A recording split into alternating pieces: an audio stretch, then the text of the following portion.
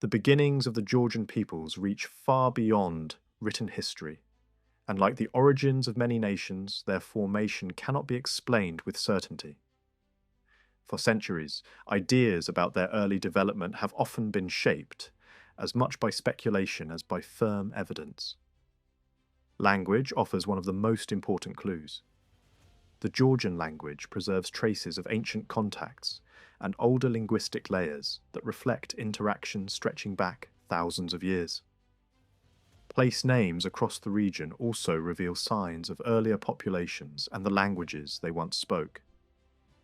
Archaeology provides another window into the distant past, revealing patterns of settlement, cultural practices, and population changes. Yet material remains alone cannot clearly define the ethnic identity or language of ancient communities. More concrete information appears from the 2nd millennium BC, when powerful empires such as Assyria, the Hittites, and Urartu recorded their neighbouring peoples in inscriptions carved in stone and clay. These brief but precise records allow historians to identify early communities that may have been ancestors of the modern Kartvelian peoples, including Georgians, Mingrelians, Laz, and Svans. Later, during the 1st millennium BC, Greek writers described the inhabitants of the region around northeastern Anatolia and western Georgia, especially the land known as Colchis, though their accounts often mix observation with legend and rumour. Evidence of the earliest linguistic connections can be found in the vocabulary of modern Kartvelian languages. Certain basic words show similarities to ancient Indo-European speech, particularly forms resembling the early branches that later produced Latin. Terms related to the natural world, the human body, and everyday life hint at deep historical contact between Kartvelian speakers and Indo-European groups. The names of animals associated with aristocratic hunting, such as deer and boar, also appear to come from Indo-European sources. This pattern suggests that an established local population may once have been dominated by an incoming elite whose language influenced social and cultural life. Georgian grammar likewise displays structural features comparable to Indo-European languages, especially in the way nouns change form and verbs express time and mood. Similar patterns appear in Svan, a related language that separated from the common Kartvelian language many thousands of years ago, indicating that these connections are extremely ancient. They may reflect migrations of Indo-European peoples from the Balkans into Anatolia several millennia ago. Over time, Georgian also absorbed many words from neighbouring languages such as Persian, though these later borrowings can be clearly traced. At the same time, Kartvelian languages preserve elements that connect them to older Mediterranean linguistic traditions that existed before the spread of Indo-European speech. Historical evidence also links early Georgian populations to the political world that emerged after the fall of the Hittite Empire. The kingdom of Urartu, which dominated much of eastern Anatolia from the late Bronze Age into the early Iron Age, maintained contact and conflict with various tribes that may have included Kartvelian groups. Among the peoples recorded in Assyrian and Urartian sources are the Mushki, Daoi, Witeruhi, and Karduhi. Some of these names appear to survive in later Georgian history. The consonant pattern associated with the Mushki resembles the name of the Meski, a southern Georgian group whose identity remained significant for centuries. In earlier periods, similar names were sometimes used to describe Georgians as a whole. The southern Georgian region of Samtskhe literally means the land of the Meski, and the ancient capital city of Mtsketa carries a name that may reflect the same origin. Assyrian records from around the 11th century BC describe the Mushki in southeastern Anatolia, and after military defeat, they may have migrated northward. Greek writers later located a people with a similar name in the mountains south of the Black Sea coast. These groups appear to have played an important role in the formation of eastern Georgia, particularly in the region that later became the Kingdom of Iberia, where tribes living in the Kura River Valley united to form a centralized state around the 3rd century BC. Religious traditions in early Georgia also reveal connections with neighboring cultures. Before the spread of Christianity, the inhabitants around Meskheta worshipped a moon deity known as Armaz and a fertility god called Zayden. These beliefs reflect influences from the religious traditions of Anatolia and the Near East, suggesting cultural continuity across the region. At the same time, names such as Mushki, Moski, and Meski may not always refer to a single ethnic group, as similar terms were often used in different contexts to describe various peoples. Central Georgia, particularly the fertile basin of the Kura River, became known in antiquity as Iberia. The origin of this name has been widely debated. Some have suggested connections with ancient seafaring languages of the Eastern Mediterranean, while others see parallels with naming traditions that linked regions at the edges of the known world.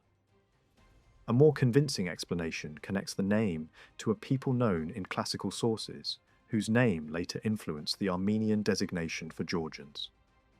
The modern term Georgian itself developed through a combination of regional, linguistic influences and the widespread veneration of St. George, whose cult became deeply rooted among the population long before and after the adoption of Christianity. Names recorded in ancient inscriptions associated with Urartu also appear to survive in the geography of modern Georgia. Several regions and provinces preserve echoes of earlier tribal identities that once inhabited the area. These connections demonstrate the complex historical landscape of the southern Caucasus, where shifting populations, alliances, and cultural exchanges shaped the development of later societies. Some scholars have suggested that the Georgian self-designation may derive from ancient tribal names, while others link it to words associated with fortified settlements, reflecting the defensive character of early communities that lived in strongholds and citadels. Despite political and cultural interaction with Urartu, the language of that kingdom left little lasting influence on Kartvelian speech. Only a few isolated words and expressions may preserve traces of contact, along with fragments of ritual songs that hint at ancient religious connections. Even in neighbouring regions, where similar political relationships existed, the linguistic impact of Urartian rule appears limited, suggesting that its influence over subject peoples did not strongly affect local languages. When Georgia first emerges clearly in historical sources, it appears not as a single unified land, but as several distinct regions. The most important of these was Iberia, located east of the mountain range that separates rivers flowing toward the Caspian Sea from those draining into the Black Sea. To the west lay Colchis, a coastal region along the Black Sea that at its height extended from areas near modern northeastern Turkey to territories north of present-day Abkhazia. The boundary between Iberia and Colchis remained relatively stable over centuries. A third region, Svanetia, occupied the mountainous northwest and in ancient times extended to the coast, giving its inhabitants access to maritime trade. Historical accounts and linguistic evidence suggest that the Svans were once seafarers, even though their descendants now inhabit isolated highland valleys. Kolkis appears in historical records earlier than Iberia and was known to powerful neighbours as a significant kingdom along their northern frontier. The extent to which its population was predominantly Kartvelian remains uncertain, but archaeological discoveries and ancient legends reveal a prosperous society shaped by trade and cultural exchange. By the 6th century BC, Greek merchants had established colonies along the Colchian coast, creating a network of trading centres connected to the wider Mediterranean world. Inland settlements also developed, including important towns along major rivers and fortified centres that served as political and religious hubs. The environment of Kolkis played a major role in its development. The region's warm and humid climate supported abundant agriculture and contributed to its wealth, though it also created health challenges for its inhabitants. The land became known for its textile production and other valuable exports. Early systems of exchange relied not on coins, but on standardized bronze objects used as units of value, reflecting economic practices shared with neighboring civilizations. Although little is known about the political organization of its diverse population, legends of powerful rulers and archaeological remains suggest a society with established authority and complex cultural traditions. The rulers of Kolkis, whose names survive in historical accounts, often bear names from various linguistic traditions, reflecting the region's diverse influences. Some appear to derive from local languages, while others reveal Greek or Iranian connections, illustrating the cultural diversity of the Black Sea coast. The indigenous name of the region later evolved into forms preserved in the designation of Western Georgian territories, while related groups such as the Laz became prominent in later historical periods. Their name reflects an ancient regional identity that continued to shape the cultural and political landscape of the southern Caucasus. Greek and Roman writers described the Black Sea region of western Georgia as an extraordinary place of cultural and linguistic diversity. According to ancient geographers, the city of Dioscurias, later known as Sebastopolis, and today called Sukhumi, was a meeting point for an astonishing number of languages, with some claiming that dozens or even hundreds were spoken there. By the 1st century BC, the region of Colchis appears to have been divided into two different spheres. In the north, a state shaped strongly by Greek culture, and in the south, a loose confederation of tribal groups, at times influenced or controlled by Persian power. Over time, the region was known by different names, including Lazika, Egrisi, and later, Abkhazia.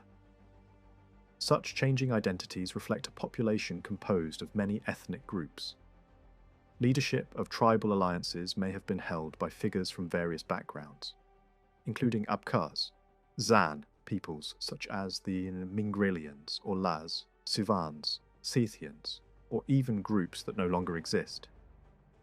By the 6th century BC, Greek settlements along the coast had become prosperous centres of trade and cultural exchange.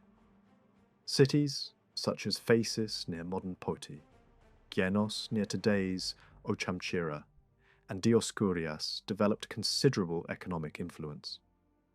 These coastal towns did not necessarily control the interior politically, but their commercial importance gave them strong influence over inland settlements such as Rhodopolis, Tsikaguji, and Vani. Greek merchants and settlers established harbours, markets, and religious centres, linking the region to wider Mediterranean trade networks. Their presence transformed the economy of the coastline while leaving inland societies more gradually affected by foreign cultural influences. Ancient written sources describing Kolkis are limited and often fragmentary. Some accounts survive only through later references to lost geographical works. Records from powerful neighbouring empires, such as Assyria and Urartu, provide only brief mentions, usually focused on warfare or political domination, rather than cultural details. One early indication of the region's complexity comes from an Assyrian king who referred to numerous independent rulers along the shores of the Black Sea, suggesting a landscape of small competing kingdoms, rather than a unified state. Archaeological evidence has also provided only limited clarity. The ancient city of Dioscurias now lies either beneath the waters of the Black Sea or buried beneath the modern city that stands on its site. Other settlements remain difficult to locate or only partially uncovered. Many ancient towns were built largely from wood, which made them vulnerable to destruction. Several cities were devastated by invasions during the 1st century BC, when forces from the north and west attacked and burned major settlements. These events erased much of the physical record of early Colchian urban life. Relations between Greek colonists and local populations were generally peaceful, though tensions sometimes emerged. In the city of Dioscurias, for example, evidence suggests serious ethnic conflict, including references to armed forces maintaining order. The Greek settlements were largely founded by colonists from Miletus, and their religious life often centered on temples dedicated to Apollo. Indigenous cities such as Varni remained important cultural and political centers for local elites and only gradually absorbed Greek influences. Varni itself became a major religious site, with a temple dedicated to a sea goddess and a well-known oracle that attracted visitors from across the region. Greek authors describe the political organization of Kolkis as a kingdom ruled by officials who carried ceremonial staffs, symbolizing authority. Archaeological discoveries, including a golden scepter, support the existence of such leadership structures. However, it remains unclear whether this system represented a strong centralized administration or a fragmented political arrangement. The ethnic composition of the population is also difficult to determine. Personal names found in burial sites show influences from Greek, Anatolian, and Iranian traditions, but few clearly reveal a Kartvelian origin. Even place names sometimes suggest connections with languages and cultures from different regions, reflecting the complex mixture of peoples who inhabited the area. The origins of eastern Georgia, particularly the regions later known as Iberia or Kartli and Kakheti, are equally uncertain. Early Georgian historical traditions, compiled many centuries after the events they describe, blend myth, legend, and historical memory. These narratives tell of ancestral founders who established cities and trace their lineage to a common national ancestor, linking the Georgian people to neighbouring populations through shared genealogies. Such stories resemble foundation myths found throughout Europe, where legendary figures symbolise the origins of entire nations. Only after the campaigns of Alexander the Great in the 4th century BC do historical accounts begin to take on more recognisable historical form, gradually moving from legend toward verifiable events. Compared with Kolkis, eastern Georgia appears even less frequently in ancient written records. References appear only occasionally in the inscriptions of neighbouring empires, or in the accounts of Greek historians describing military campaigns in the region. Archaeology provides some additional information, revealing patterns of settlement and cultural development, though many aspects of early political organisation remain unclear. Records from Anatolia and Mesopotamia often mention peoples living in the northern Caucasus and surrounding regions, including groups that later became known as Circassians, Abkhaz, and Armenians. These references demonstrate the long history of interaction among the various cultures of the Caucasus and neighbouring lands. The archaeological history of Georgia stretches back to the earliest periods of human settlement. Evidence shows that the region has been continuously inhabited by modern humans for tens of thousands of years. Agriculture, animal domestication, wine production, and metalworking developed in Transcaucasia at very early dates, making the region one of the important centres of early human innovation. However, these prehistoric remains provide no clear information about the languages or identities of the people who created them. Burial practices reveal physical difference among ancient populations, showing a mixture of characteristics associated with both northern and Anatolian groups. Modern genetic research suggests remarkable continuity in the population, with a large proportion of present-day inhabitants sharing ancestry with prehistoric communities despite later cultural and political changes. Burial customs from the late prehistoric period also reveal connections with neighbouring civilizations. Graves discovered in the hills south of modern Tbilisi contain objects and artistic forms similar to those found in nearby regions of the Caucasus and the ancient civilizations of the Near East. Some burial sites suggest elaborate rituals, including the possible sacrifice of servants or retainers, reflecting complex social hierarchies and religious beliefs. Inscriptions from the Kingdom of Urartu mention several regions and peoples that may have inhabited the southern Caucasus during the early 1st millennium BC. Some of these names appear to correspond to later geographic regions or ethnic groups, suggesting long-term continuity in settlement patterns. Among them are references to areas that may correspond to Colchis, to southern Georgian provinces, and to communities along important mountain passes and border regions. Certain groups mentioned in these records may have been ancestors of later populations, while others remain difficult to identify with certainty. Ancient inscriptions left by the kingdoms of Urartu and Assyria describe a vast number of peoples living along their northern frontiers. By the 12th century BC, these Anatolian powers recorded dozens of distinct groups in the region stretching toward the Caucasus. Among them, the people known as the Daoi stand out as the best documented. Several of their rulers are named in royal inscriptions, including Sieni, Asna, and Utupurshini. Interestingly, these names do not clearly resemble later Kartvelian forms, suggesting that the ruling elite may have adopted the language and cultural habits of more powerful neighbours, much as later Georgian rulers sometimes bore Greek or Iranian names. The Daoi appear in the records of Assyrian military campaigns. Around the early 11th century BC, the Assyrian king Tiglath-Pileser captured the Daoi ruler Sieni. He later released him after receiving tribute and securing the return of prisoners. The Assyrians and the rulers of Urartu referred to Daoi leaders as kings, indicating that this group possessed a political organization strong enough to command respect. Assyrian campaigns repeatedly targeted these northern territories, demonstrating their strategic importance. Later conflicts further reveal the power and wealth of the Daoi. In the 9th century BC, an Assyrian ruler attacked another Daoi king and forced him to pay tribute.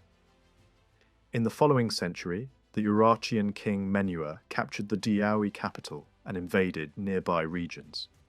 He humiliated their ruler and ordered the destruction of their fortifications. Inscriptions describing these campaigns refer to provinces whose names resemble later Georgian regions, suggesting early connections with Kartvelian territories. A later Urartian king renewed the assault with a large army, capturing numerous fortresses and settlements.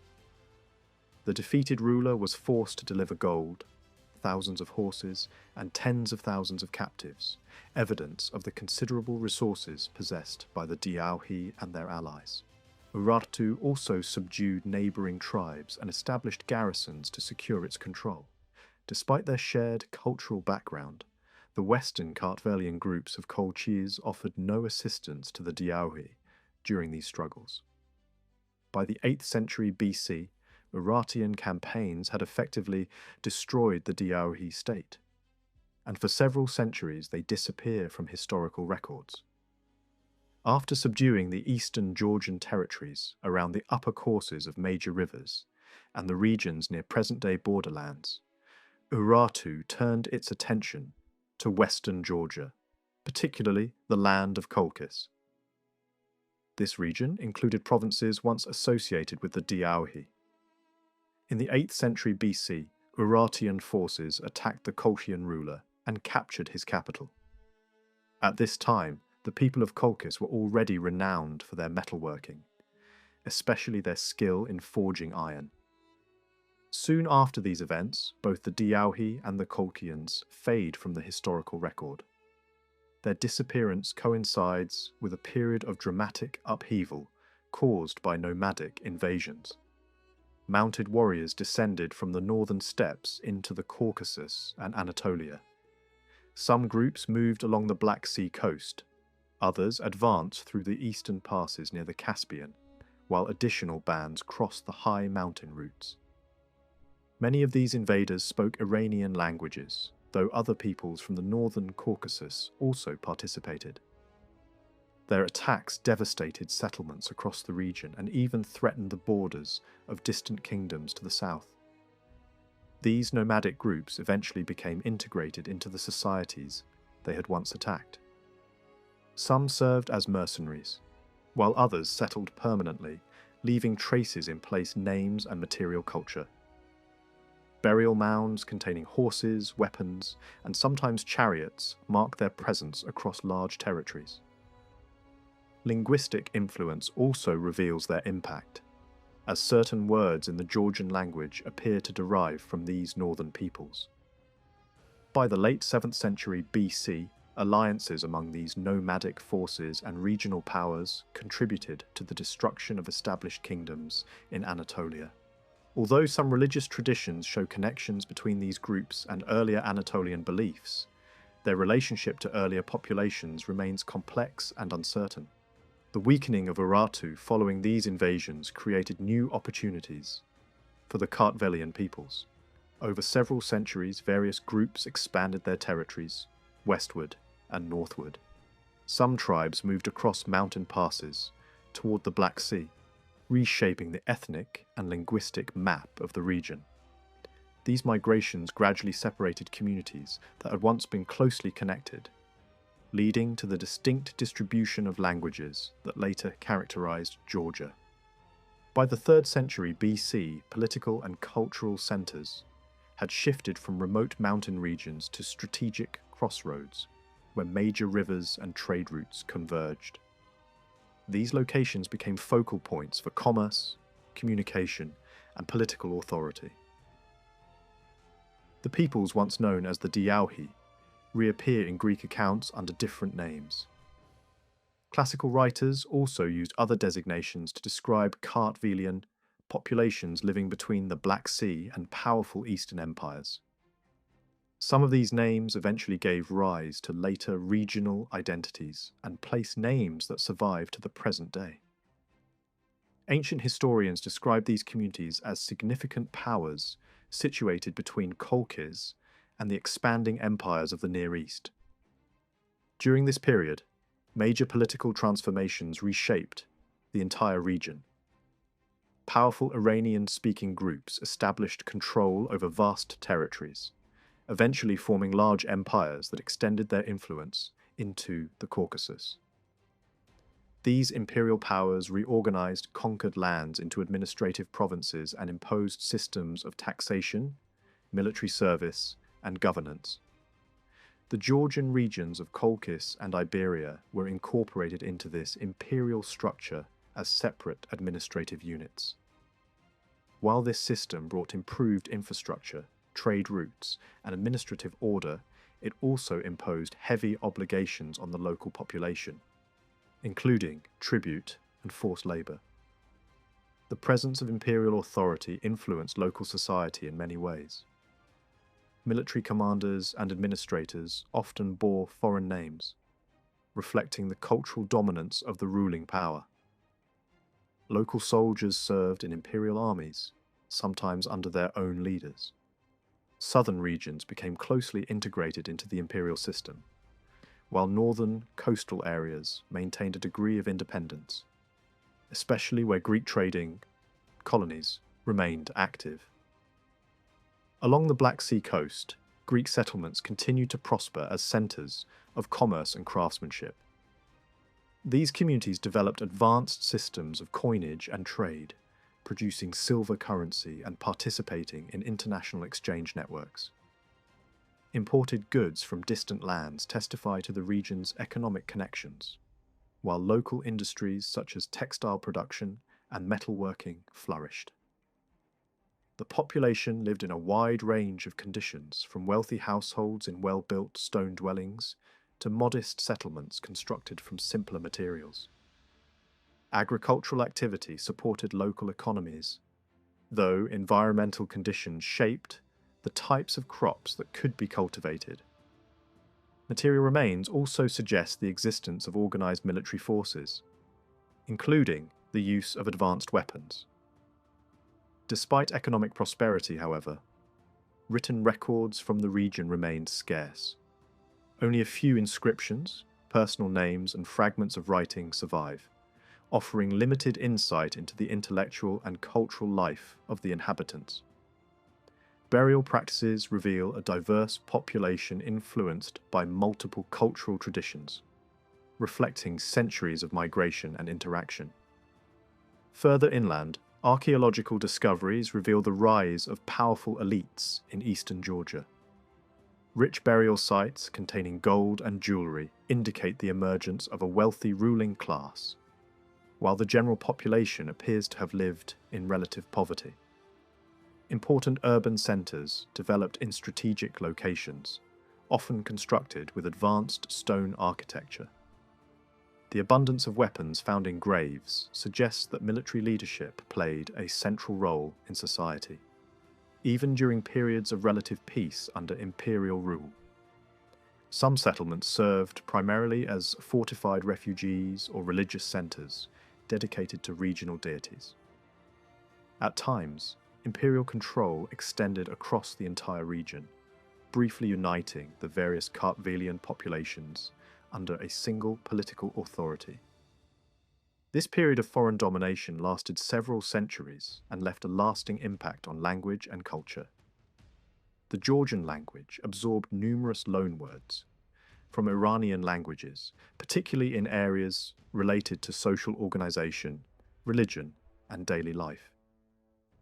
These linguistic influences continued long after the decline of imperial power. In the 5th century BC, new conflicts once again transformed the political landscape of the Black Sea region. Greek forces reasserted influence over coastal areas, while internal struggles weakened the Great Eastern Empire. Greek mercenaries hired in these conflicts later marched through the Caucasus during their retreat, leaving valuable observations of the region's peoples and geography. Their accounts provide the first detailed eyewitness descriptions of the inhabitants of Georgia in the early classical period. These observers described a complex political environment in which some groups had regained independence from imperial control, while others remained under foreign authority. Certain tribes were known for their fierce resistance and defended their strongholds with determination, even choosing death over submission. Boundaries between imperial provinces and independent territories often shifted, reflecting the unstable balance of power. Travelers moving through the region encountered numerous communities speaking different languages and maintaining distinct customs. Some groups shared linguistic and cultural traits associated with the Kartvelian world, while others reflected influences from neighbouring regions or earlier waves of migration.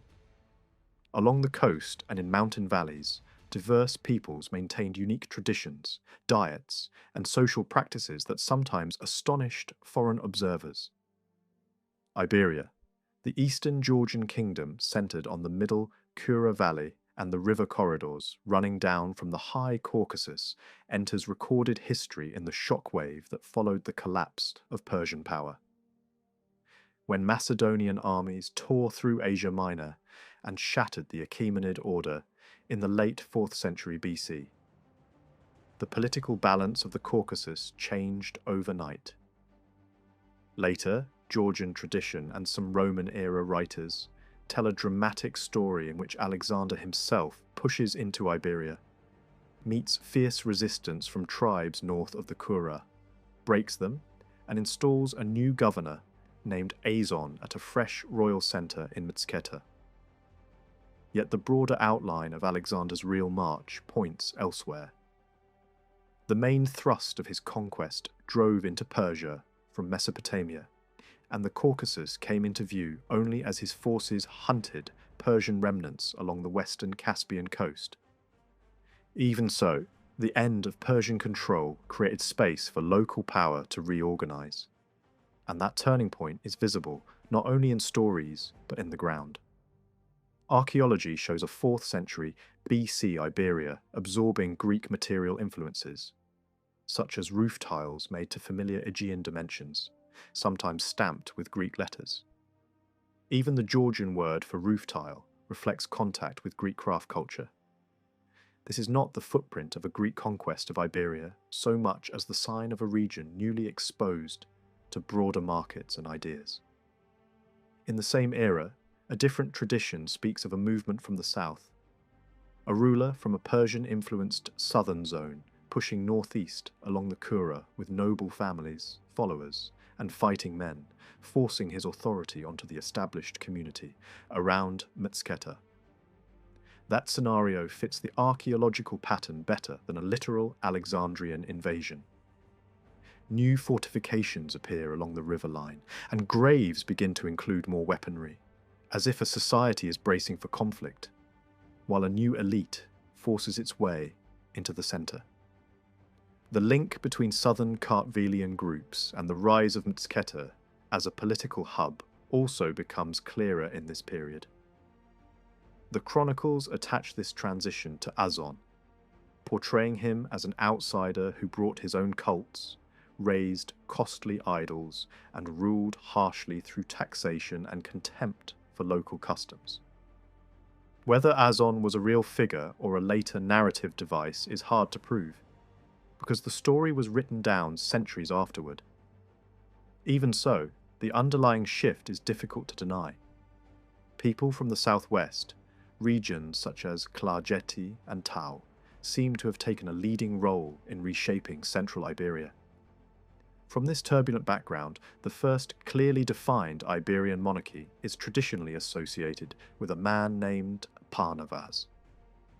Later writers turn him into a heroic founder, almost larger than life, yet the political structure that emerges after his era suggests that a unifying ruler or ruling group did exist. When the sequence of later kings is counted backward, his reign is usually placed in the late 4th and early 3rd centuries BC. His name itself carries an Iranian flavour, built around an idea of sacred radiance that appears widely across Iranian cultural worlds. Stories also give him a Persian maternal link, reinforcing the sense that Iberia's early statehood formed in a mixed environment rather than a sealed ethnic box.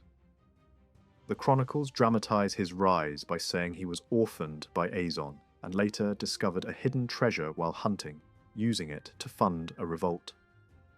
The more believable core is his coalition building, an alliance with a western ruler of Egrisi in central Kolkis, sealed through marriage ties.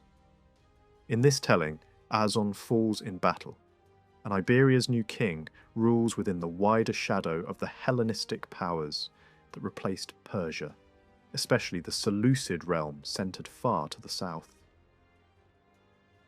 What matters most is not the legend but the statecraft attributed to Parnavaz. He is described as organising Iberia into a structured kingdom, while acknowledging Kolkis as a semi-independent partner rather than a conquered province. Administrative divisions are reported in detail, though later reality may have shaped how chroniclers imagined the past. One institutional detail, however, feels politically real. The idea of a supreme commander or governor-general placed over the core of Inner Kartli, drawn from royal blood and ranking just beneath the king. Such an office helps explain why later generations sometimes imagined Iberia as if it had two rulers, one on each side of the Kura, when it may instead have been a strong monarchy with a powerful deputy. Religious and cultural consolidation is also tied to this early kingship. A statue of the moon god Armaz is said to have been raised above Metsketa, turning a nearby hill into a symbolic centre of power. The point is less about the literal statue and more about what it represents. A bid to unify the kingdom without erasing older local beliefs, creating a shared sacred focus that could help bind a multi-regional society. State language is another theme assigned to Parnavaz. he is credited with making Georgian the language of rule and with introducing literacy. If writing did spread in this early kingdom, it likely used an Aramaic-based script employed widely across the Near East, and the material evidence from later centuries shows that such writing did appear in everyday contexts, from formal inscriptions to casual marks scratched into objects. The portrait that emerges is of a ruler trying to turn a patchwork of communities into a functioning political system with shared symbols, shared administration, and a shared public language. This early Iberia is repeatedly described as multi-ethnic by design. Marriage alliances with highland groups to the north, Chechen and Ingush ancestors, and the Ossetians beyond the central passes, are presented as deliberate strategy. Such ties gave Iberian kings influence over the dangerous corridor of the Darial route, the gate through which steppe raiders and northern warbands could pour south. Controlling those passes meant the ability to shield Iberia's neighbours, or to let destruction flow outward when it suited Iberian interests. Expansion southward and southwestward is also implied, pushing influence toward Armenian lands and toward the river mouths leading to the Black Sea. Whether these were direct conquests or shifting spheres of influence, the pattern fits a kingdom growing in confidence during the early Hellenistic age. Parnavaz's successor is usually named Salmag, a figure whose name points toward northern connections and suggests he may have been linked through marriage rather than direct descent. His reign is described as long, and he is credited with adding new deities to Iberia's official pantheon, while older cosmic worship, sun, moon, and the wandering stars, continued in both eastern and western Georgian lands. This is the landscape of a region where religion is not replaced overnight but layered. New cults join older ones, and local traditions coexist with wider Anatolian and Iranian religious currents. Salmag is also remembered for bringing highlanders into Iberia, including large groups settled in the upper Aragvi Valley. Place names in the region support the idea of northern immigration, and the chronicle's ambivalent tone rings true. These newcomers were valued as fierce fighters, yet they could become difficult to control, sometimes turning into raiders as much as defenders. In the same broad period, the cities of Iberia begin to look more cosmopolitan. The arrival of Jewish communities in Metzketa is traditionally connected to policies encouraging useful immigrants, and by the next centuries, urban life includes Aramaic-speaking groups, Armenians, and Iranian communities.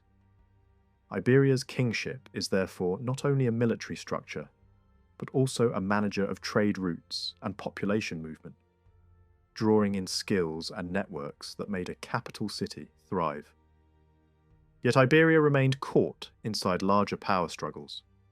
The Seleucid state still dominated much of Anatolia and Syria, but it weakened as the Black Sea kingdom of Pontus rose along the southern coast. Pontus expanded aggressively, seized key coastal territories, and began pressing eastward, annexing parts of Kolkis and threatening Iberia's flank. At the same time, a new Iranian power was forming far to the east, Parthia, militarized and ambitious, ready to exploit the fractures of the Hellenistic world. Alliances shifted quickly. Iberia might cooperate with Parthia against an opportunistic Armenia, only to lose southern districts to Armenian expansion when the balance turned. Meanwhile, the older order established after Alexander unraveled almost everywhere except Egypt. Rome began pushing into the eastern Mediterranean and Asia Minor, colliding with the Hellenistic powers and steadily carving away their territories. Iberia did not see Roman soldiers immediately, but the consequences were felt through Armenia, which gained room to seize lands from both Median and Iberian spheres. The unified vision associated with Parnavaz began to fracture. border districts shifted back toward Kolkis, and parts of Kolkis reasserted autonomy, even minting coins under local kings. In the west, new rulers and new names appear in scattered sources, and some regions absorbed groups of northern Iranian origin, leaving traces in personal names and perhaps in local power structures. The effect is a region in motion: coastal kingdoms, inland fortresses, and mountain peoples all adjusting to the collapse of older empires and the rise of new ones. Salmag's end is presented as politically unstable, with the suggestion of noble opposition and flight to the highlands to gather support. With no clear male heir, the succession is said to pass through adoption and marriage into an Iranian-connected line, bringing to the throne a king remembered as Mirian. This ruler is credited with hard military action, repelling northern incursions into Kakheti, striking back across the mountains and fortifying the Darial Pass. Such measures fit the strategic logic of Iberia. The kingdom's survival depended on keeping the northern door under watch. Yet Mirian's military energy could not halt the expansion of Pontus and the tightening grip of Armenia. When Mithridates of Pontus rose to power, he pulled most of Colchis into his orbit and sought alliance with Armenia, turning Iberia into the object of pressure from multiple sides. Mirian's successor, Parnajom, is remembered primarily for religious building and for a violent end. He raises a statue of another major god associated with earlier Anatolian traditions. But the nobility turns against him. The chronicles explain the murder as outrage over religion and territorial losses, and they hint at Armenian involvement. His heir flees eastward to safety, while the throne is offered to an Armenian-linked claimant who could anchor Iberia in a new political arrangement.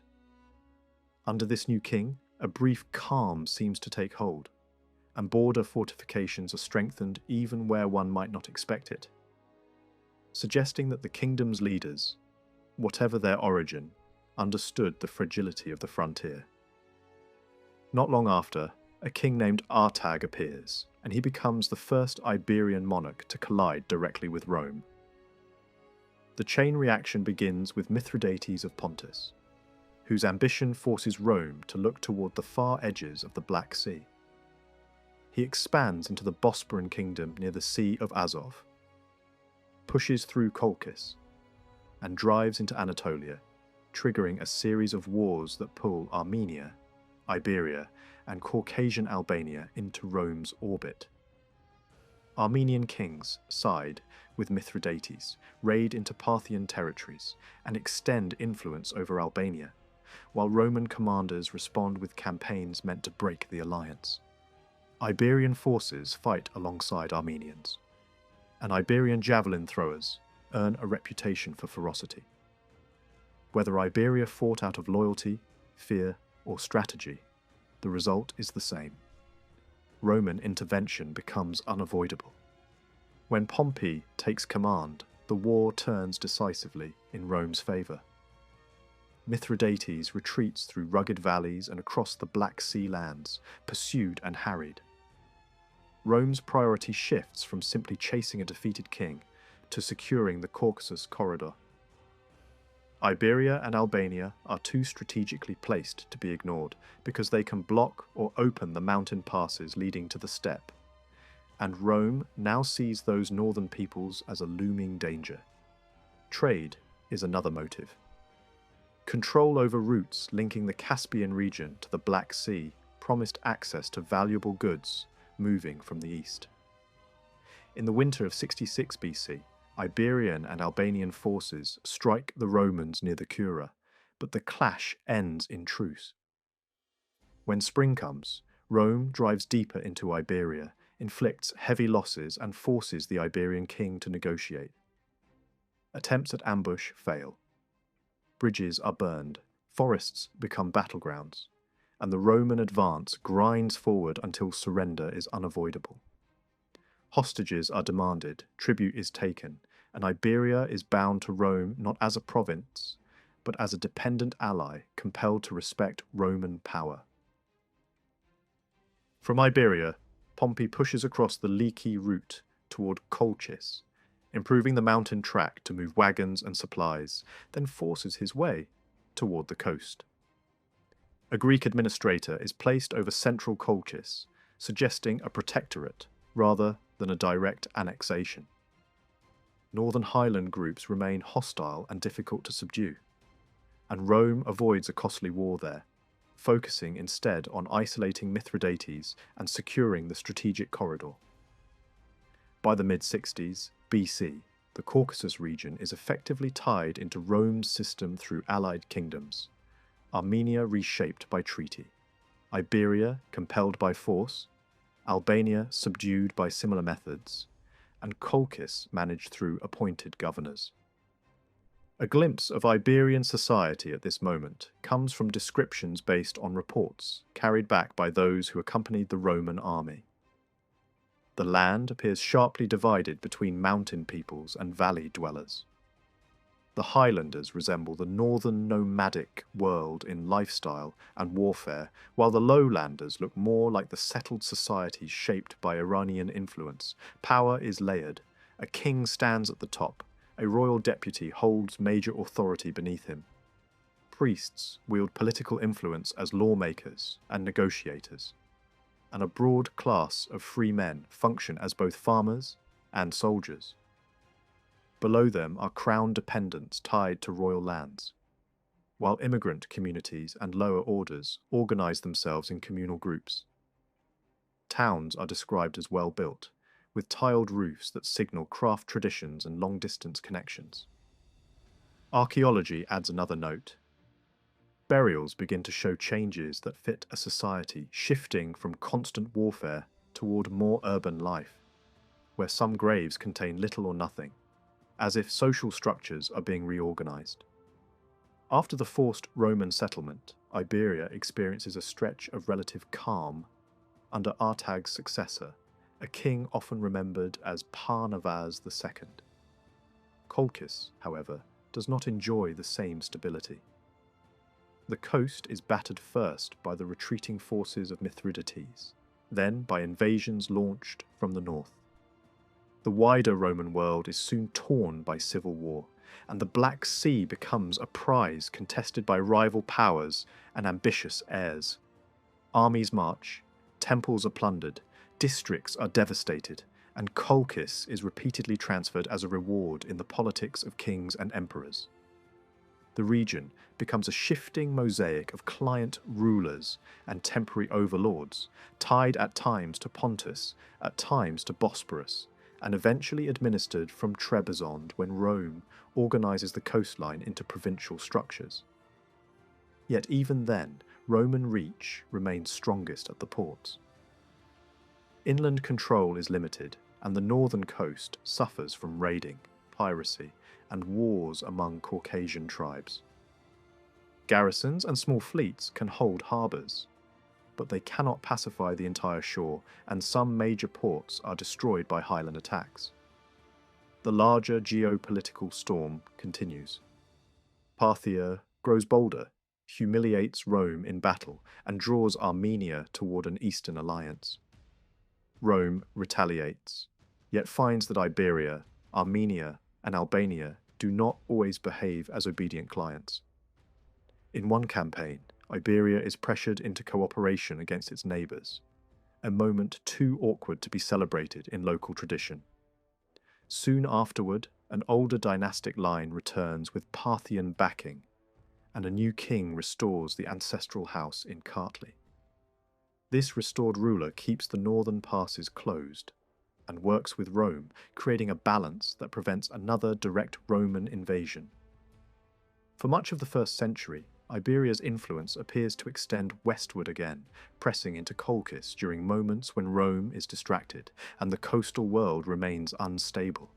Dynastic struggle returns at the turn of the era. A rival claimant with links to Kolkis challenges the sitting king, wins by force, and takes a name recognized beyond Iberia's borders. Under this ruler, Iberia navigates the dangerous triangle between Rome, Parthia, and Armenia. Roman protection, combined with alliances north of the mountains, gives Iberia leverage. Armenia, pulled back and forth between the two great empires, becomes the arena where Iberia can expand its influence. When Rome installs one client king and Parthia overthrows him, Iberia moves decisively.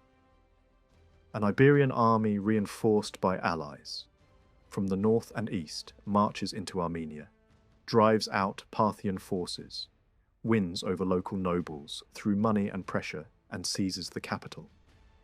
A brother of the Iberian king is placed on the Armenian throne, turning family strategy into regional power politics. The Armenian throne never sat comfortably on Mithridates.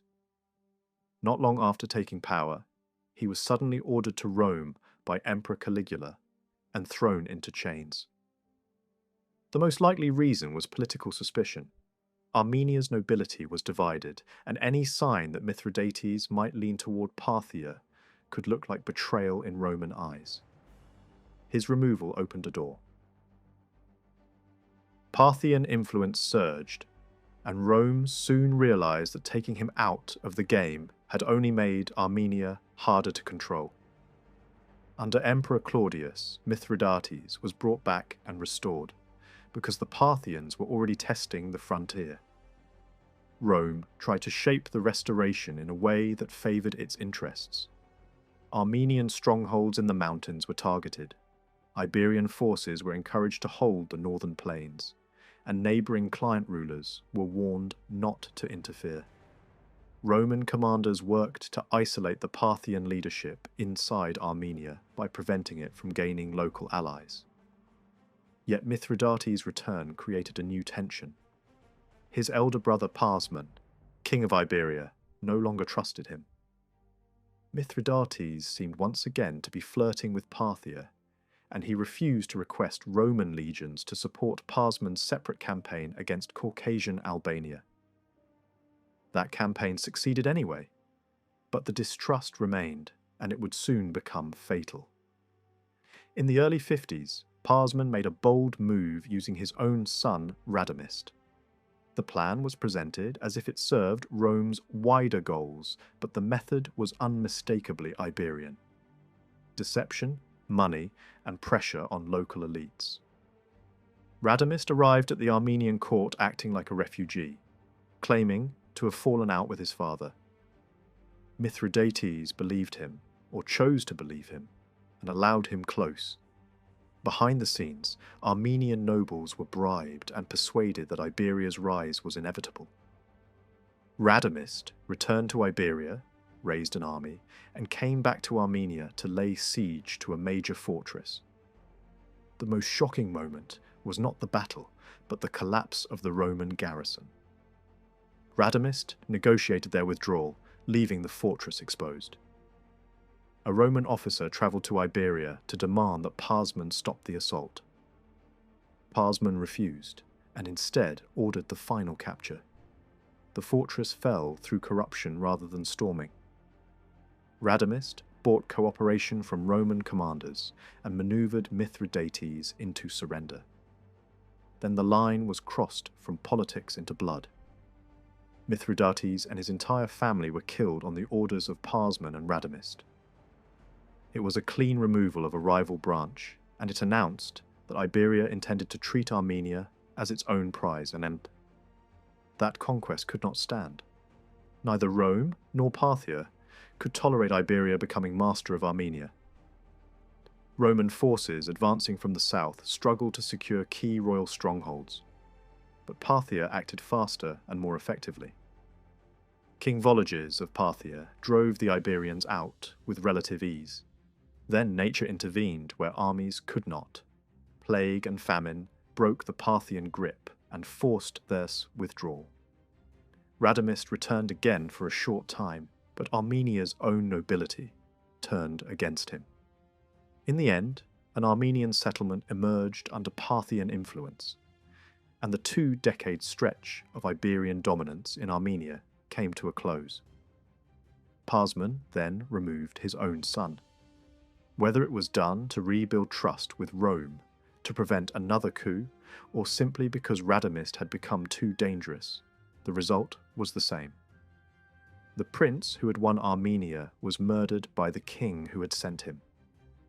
Some traditions describe Radamist as an unwanted heir sent abroad to escape palace intrigue.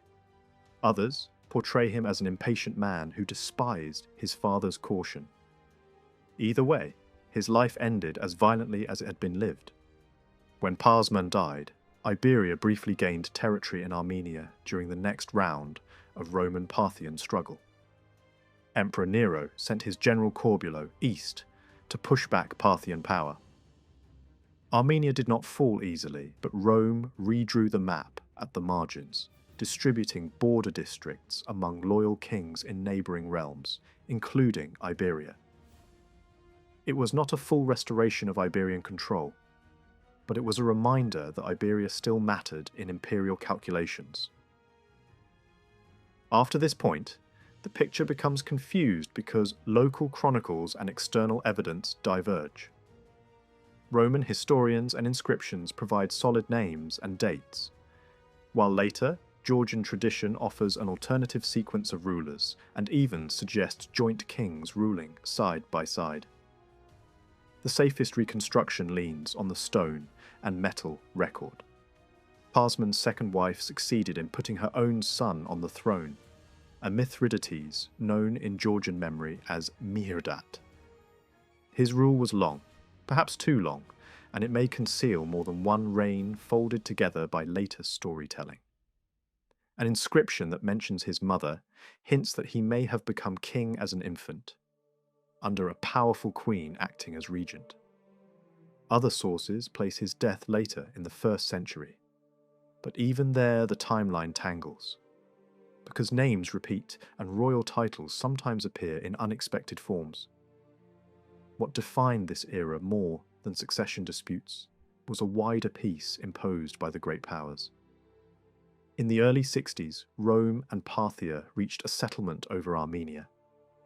Armenia became a Parthian-dependent kingdom in practice, but Rome kept the right to approve kings as a symbolic gesture of superiority. The agreement did something rare. It stabilized the triangle of Rome, Parthia, and Iberia for decades.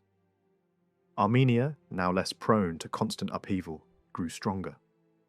Iberia, meanwhile, leaned on its northern alliances. The Ossetians beyond the central passes became a tool of strategy. The gates at Dario could be shut to keep raiders out, or opened to let them pour south and unsettle Armenia, Roman positions or Parthian lands, whenever Iberia wanted leverage. That tactic had consequences. In the 60s and 70s, northern horsemen crossed into Armenia, and even kings were forced to flee or bargain their way out of disaster. At one moment, an Armenian ruler escaped a lasso thrown around his neck and later ended the threat through marriage diplomacy. Rome considered an anti-Ossetian campaign, and Armenia, with Roman backing, pushed the raiders back toward the Kura. The struggle weakened Iberia's northern partnership and forced Iberian rulers to fight hard simply to hold lands south of the Kura against Armenian pressure. At the same time, parts of Iberia's own elite leaned toward Armenia, making aggressive expansion politically risky at home. Roman involvement in Iberia became more visible. Legionaries helped strengthen the fortress system at Amazi, and official inscriptions emphasized the king's loyalty to Rome. Local inscriptions, written in both a regional, Aramaic script and Greek, present an image of a court proud of military victories and confident enough to advertise them. Yet the peace was never complete. Border clashes with Armenia continued. A commander captured near the Caucasus routes, a temporary occupation of Mtskheta used as political pressure. Battles in Javakheti, the recovery of key fortresses. Eventually a period of calm returned, and even cooperation among Iberians, Armenians, and northern allies became possible. Rome's posture toward the eastern Caucasus in this period is harder to read. Evidence suggests Roman units operated in Caucasian Albania at times, but Rome publicly treated both Albania and Iberia as allies, which meant any encouragement of one against the other had to be done quietly. Later, emperors would openly wage war in the region. But for now, the balance was managed through diplomacy, threats, and occasional shows of force. Early in the 2nd century, a new Iberian ruler appears, Amazasp, probably close kin to the previous king. He joined Rome's war in the east and died far from home, in the zone where Roman armies fought Parthia. His death was memorialized with an epitaph that speaks less like a cold record and more like a crafted tribute. A king's offspring from the lands near the Caspian Gates, a warrior who arrived for battle and died before striking the enemy. It reflects an Iberian monarchy that had become part of the wider imperial world, with its princes travelling, serving, and dying in foreign campaigns. Rome's victories briefly reshaped Armenia into a Roman-controlled space and then into a dependent kingdom, reducing the threat it posed to Iberia. Parthia, too, entered a calmer phase. Into this relatively stable environment stepped Parsman II, later remembered as the Valiant. Unlike earlier rulers who navigated Rome cautiously, he tested the limits. Educated, multilingual, and comfortable in several cultural worlds, he refused to bow to Emperor Hadrian when Hadrian was nearby in Cappadocia.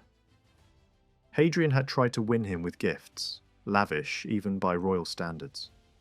But the Iberian king returned an insulting token, and the emperor took revenge in theatrical fashion, humiliating prisoners with the returned cloaks before sending them to the arena. The message was clear. The relationship had turned personal. Parsman's next move followed an old Iberian pattern. The mountain gate was opened, and northern raiders were allowed through to strike at Roman-aligned territories in Armenia and Albania, and to harass Parthia as well. Even the Parthian king was forced to pay heavily to make the crisis pass. It was frontier politics turned into a weapon. If Rome demanded obedience, Iberia could answer by making the borderlands ungovernable. Hadrian responded with attention to the coast. Roman officials strengthened contacts with the Colchian tribes, and an imperial governor toured the region, partly out of strategic concern and partly drawn by the pull of famous places and old stories. His account shows a coastline in motion, rival groups rising and falling, boundaries shifting, and Roman authority limited largely to garrisons.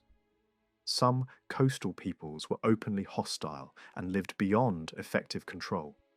Farther north, groups such as the Sarnigs and Abasgs remained outside Rome's reach, while other tribes and petty rulers sought Roman recognition and sometimes even adopted Roman names to signal loyalty. Kolkis in this period does not look like a unified kingdom. It looks like a frontier zone where power is local, unstable, and often violent. In Iberia itself, Roman influence sank deeper than diplomacy. Building techniques changed. Mortar and stonework strengthened fortresses. Elite residences began to resemble Roman country estates, complete with baths and heated floors. Roman coinage pushed out older Eastern silver, a sign that trade and taxation were increasingly tied to Rome's economic gravity. At some point in the 100s and 30s, Iberia tried to repair relations. A king travelled to Rome with family, made the public gestures expected of a loyal ally, and was honoured with statues and ceremony. Yet even here the timeline is messy, and the identity of the visiting king may not be as simple as later retellings suggest. Names repeat across generations, and sources disagree about dates. What seems certain is that an Iberian monarch was publicly celebrated in Rome during the mid-2nd century, showing that the relationship had been patched up at least for a time. Peace did not remove danger. Parthia complained to Rome about Iberian deception, and stories spread that Parsman had built his reputation through daring feats, even single combat staged as legend. More likely, the real contest was less heroic and more poisonous.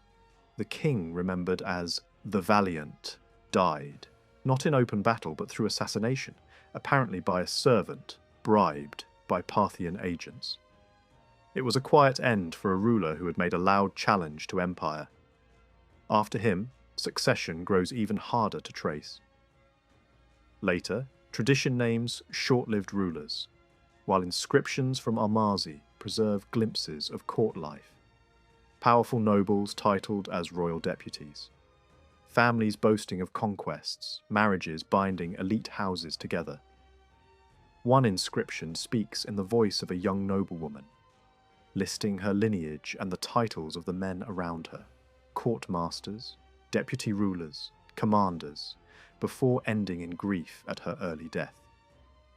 The same text hints at a ruler with an unusual name, possibly a usurper or an outsider, raised through marriage and court politics. It suggests that Iberia's kingship could be captured not only by bloodlines, but by alliances inside the aristocracy. A generation later, Iberia faces the return of northern pressure. A king repels an Ossetian invasion, then is dragged into an aristocratic revolt. An old pattern in a land where noble families could switch sides with foreign backing. He dies in battle, and a nephew takes the throne by force. The new ruler is remembered with an honorific title that may reflect justice, or may simply be the kind of flattering label kings like to wear. What matters is that family connections and diplomatic marriages kept Iberia out of major wars for a time, even as the wider region shifted again. Those quieter reigns are mostly visible only in local tradition, because they made little impression on foreign historians. Yet the world around Iberia was changing fast.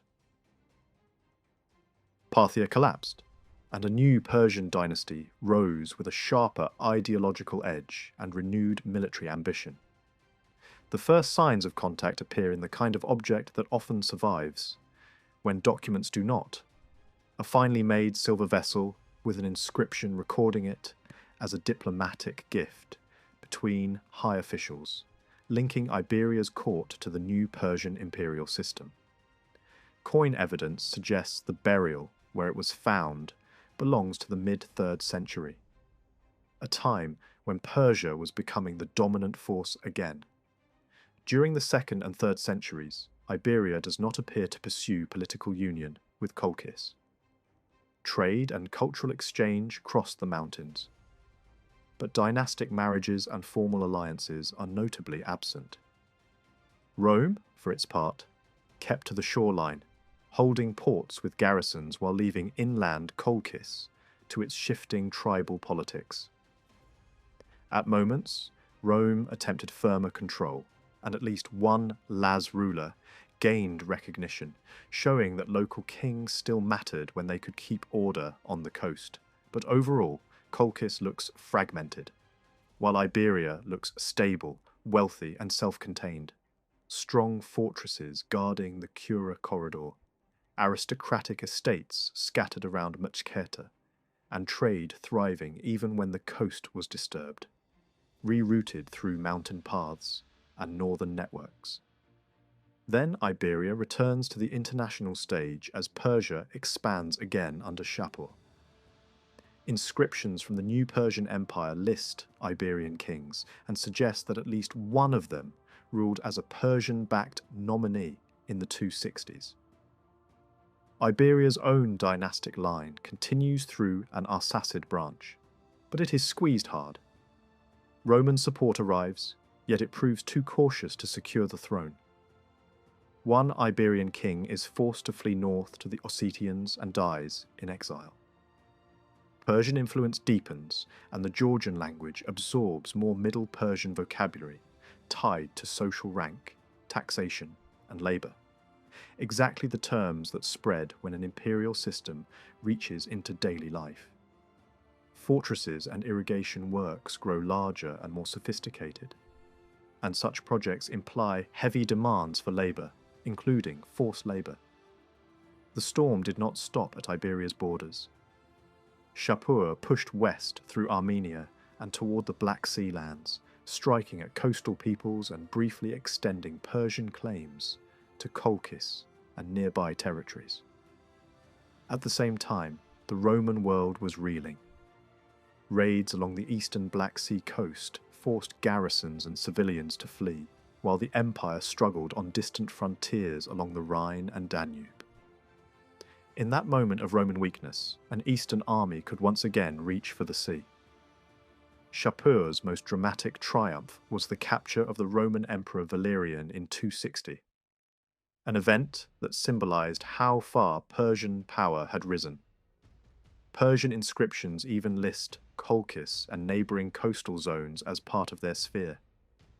Yet coastal politics remained volatile. Local forces soon drove the Persians back, but the damage was done. Colchis was no longer securely Roman.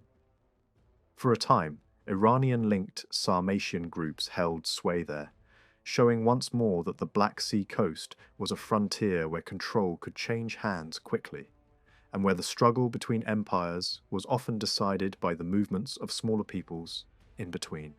Shapur presented Iberia as part of his wider imperial order, speaking of it as a dependent land, even while the man placed on the Iberian throne, Amazasp III, was treated in official Persian style as a high-ranking partner, rather than a simple subordinate.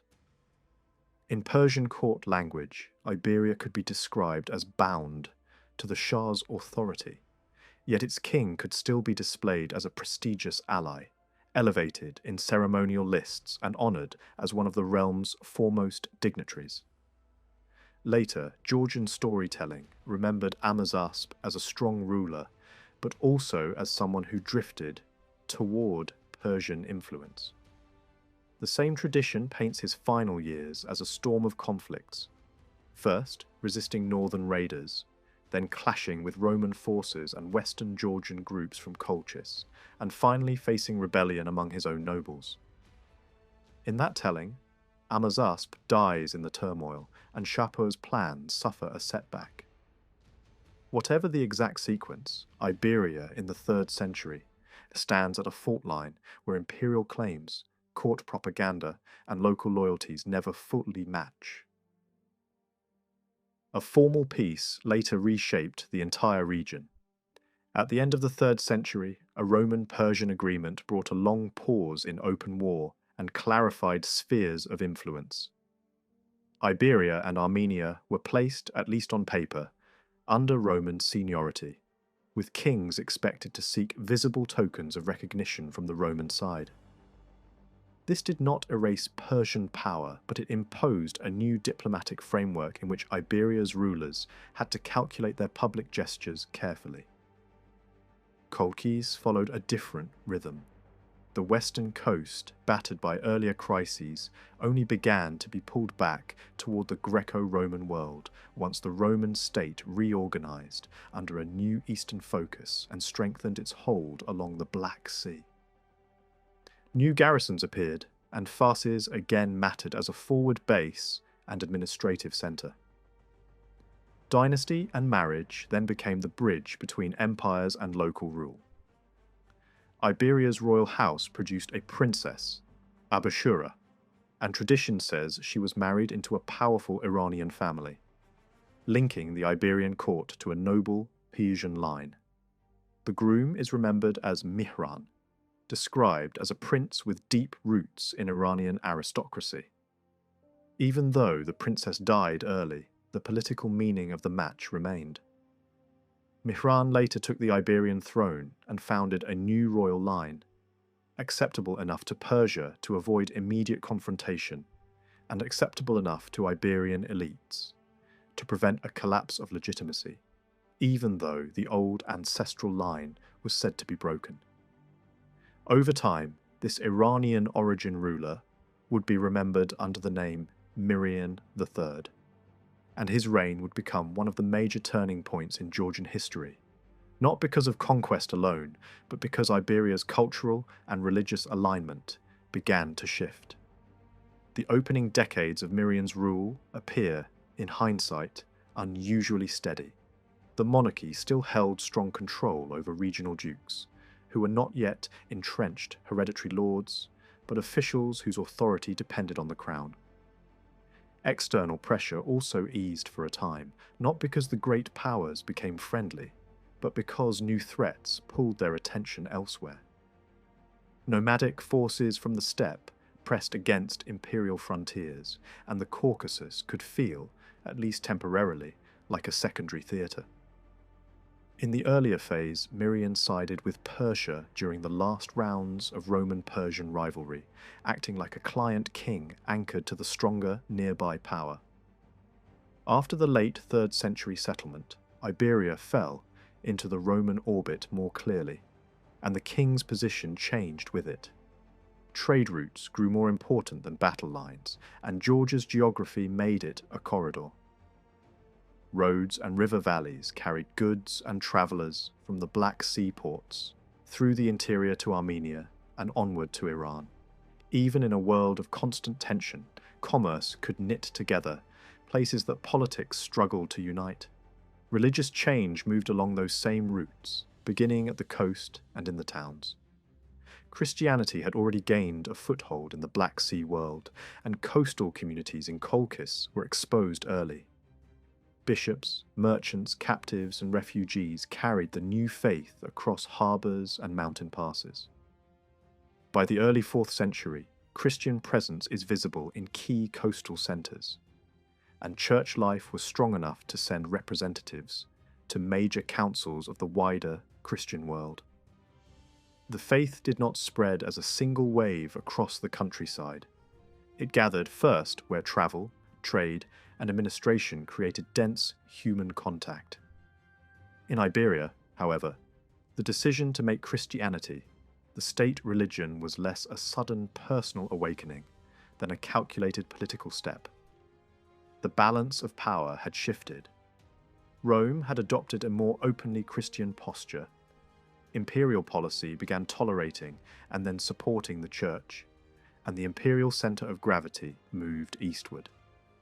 In that context, choosing Christianity meant choosing the direction of alliance, cultural prestige, and long-term security. Armenia had already made a dramatic turn toward the new religion, and Iberia's rulers could see both the risks and rewards. Aligning with Constantinople's worldview offered protection and status, while remaining tied to Iranian religious policy could become dangerous whenever Persian rulers hardened their demands. Georgian tradition preserves a vivid conversion story built around a foreign woman who arrives as an outsider and becomes the catalyst for royal change. She is remembered as Nino, a captive and a nun, preaching first among the Jewish community and gaining fame through a healing that reaches the royal household. Then comes a royal crisis. The king is caught by a sudden darkness while hunting, interprets it as a sign, and turns toward the Christian God. A great church rises at Mtskheta, and a miraculous pillar becomes the symbol of the new faith. The story is told like a sacred drama, and it shaped Georgian memory for centuries. The difficulty is that medieval narratives blend folklore, theological messaging, and older fragments that cannot be cleanly separated. Even so, external testimony from late Roman writers confirms key motifs: a captive woman associated with healing at court, and an eclipse-like sign linked to the king's conversion. The legend may not be precise in every detail, but it reflects a real transformation in Iberia's public identity. Dating the conversion precisely is harder than the story itself. Medieval chronologies attach a traditional year, but astronomical and political realities point toward a different moment. The crucial point is not the exact day, but the timing within a century when Christianity moved from being a coastal minority faith to becoming a state-backed institution. Once Mirian committed, old idols were toppled with royal protection, lowland regions converted more quickly, and the highlands remained a longer struggle. Missionary work did not end with the king's baptism. It became a sustained campaign to bind diverse communities to a single religious framework. Christian influence was also not isolated from other religious currents. In the previous century, movements with mixed doctrines had passed through Iranian lands, and some of their concepts may have made monotheistic ideas less alien to people accustomed to older pagan cults and Persian religious pressure. The conversion also created a lasting divide between East and West. In Iberia, Christianity soon encouraged a new written culture in the local language. A Georgian alphabet emerged, and worship in Georgian became a tool of unity. In western Georgia, the ecclesiastical language remained Greek for a long time, reflecting the coastal region's closer ties to the Byzantine church and administration. The result was two Christian Georgian-speaking worlds with different cultural centres. One building a national church identity around Georgian liturgy. The other plugged into the Greek-speaking religious hierarchy of the empire. Christianity brought them closer in shared belief, yet it did not instantly fuse their political structures. As Iberia's church strengthened, Georgian monks and scholars began appearing far beyond the Caucasus. Individuals from both eastern and western Georgia gained reputations in the great religious centres of the Mediterranean world, especially in Egypt and the Levant. Georgian monastic communities formed in the Holy Land, and Georgian language worship abroad became a marker of a new cultural confidence. Translation activity also grew. Georgian clerics worked with Greek, Syriac, and Armenian texts, building a learned tradition that would later shape the region's identity. The faith was no longer merely imported. Iberia and its people began exporting religious culture back into the wider Christian world. Yet the political environment did not calm simply because Iberia became Christian. The 4th century was an age of renewed imperial rivalry. Persia, under Shapur II, sought to recover influence in Asia Minor and the Caucasus, launching a long war that forced local kings into constant balancing acts. Iberia's rulers tried to avoid being crushed by either side, accepting gifts and subsidies from Rome while avoiding open provocation of Persia. Under this pressure, internal stability became fragile. After Mirian's death, the succession appears tangled, with rulers bearing names that suggest outside connections and shifting factions at court. One king aligned with Armenia against Persian invasion, only to face direct Persian intervention that replaced him with another candidate more acceptable to Iranian power. Rome responded when it could, but its ability to defend the Caucasus depended on its own fortunes. A Roman expedition restored a compromise solution for a time, dividing Iberia into zones of influence with rival kings, backed by different empires. It was a temporary arrangement that revealed the reality beneath diplomatic language. Iberia's unity could be broken by external pressure whenever Rome could not enforce its promises. When Rome suffered catastrophic defeat in the Balkans, the Caucasus felt the shock. Protection weakened, and subsequent treaties ceded large portions of the region to Persian dominance. Armenia was carved into spheres, and Iberia was effectively abandoned to the Eastern Empire's long reach. Even under Persian superiority, Christian life in Iberia did not collapse. Persian policy could swing between tolerance and suppression, and it was not always consistent. In some periods, Iberian rulers continued church building and accepted assistance from Byzantine ecclesiastical networks. Clergy arrived, craftsmen arrived, and religious texts were offered in the local language. The creation of a Georgian alphabet fits this broader pattern. an alphabet designed to match Georgian sounds closely and to serve liturgy, administration, and identity. Early inscriptions survive from the 5th century, suggesting the script was devised earlier. Literacy became a tool of statecraft. A unified written language supported the monarchy and the church together, binding communities across valleys and mountain corridors under one religious and cultural banner. Christian Iberia also influenced its neighbours. In the eastern Caucasus, a local church culture developed its own written forms and absorbed vocabulary and concepts through contact with Georgian Christianity, while also receiving Greek terms through Georgian channels. Rulers in neighbouring lands developed reputations for piety, sometimes even withdrawing from power into monastic life. Over time, Iberian kings assisted Byzantine efforts to convert northern peoples as well, turning earlier raiders into potential allies within a Christian framework. Still, Persian ambition never disappeared. Even after a long peace, Persian rulers sought stronger control over the Caucasus, and Byzantium, in turn, tried to draw borderlands toward its own system.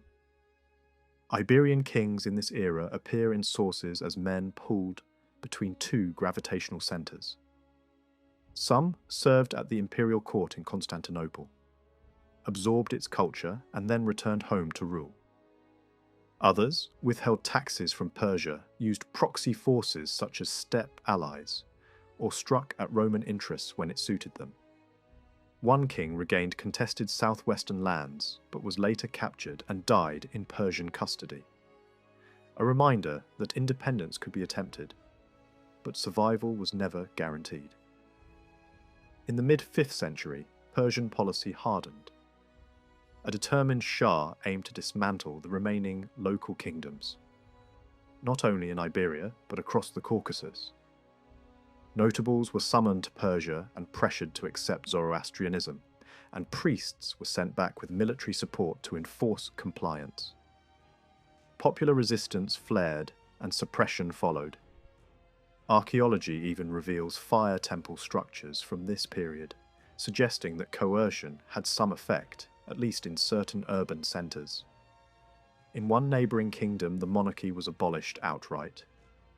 Iberia held on longer, in part through careful diplomacy and in part through dynastic ties that linked the Iberian court to Persian aristocracy. While Iberia fought to hold its ground, Lazika in western Georgia used the opportunity to consolidate. The coastal kingdom expanded from the vicinity of Trebizond toward Pityus, from sea to the Liki range, and its aristocracy came to dominate a mixed population of Laz, Mingrelians, Zvans, and Abkhaz. Border districts and key fortresses shifted westward. Lazika's economy revived, driven by navigable rivers, exports of grain and timber, and a growing strategic value as an entry point through mountain passes into the Roman world. After the Gothic shocks of the late 4th century, the threat from Huns rose, and guarding the Caucasus routes became urgent. Lazika's location made it indispensable, even while those same routes allowed northern forces to break through and raid widely for generations. Lazika's dependence on Byzantium remained, but it was not passive. The empire expected taxes, manpower, and formal approval of kings, yet local rulers learned to treat imperial endorsement as ritual rather than true control. Over time, Laz kings appointed their own regional dukes, placed garrisons where they wished, and acted with increasing confidence. Both Lazika and Byzantium shared a need to resist northern and eastern incursions, which helped keep the alliance intact even during disputes. At one point, a Laz king openly declared independence, and imperial troops sent to punish him had to withdraw. Diplomacy followed where force failed.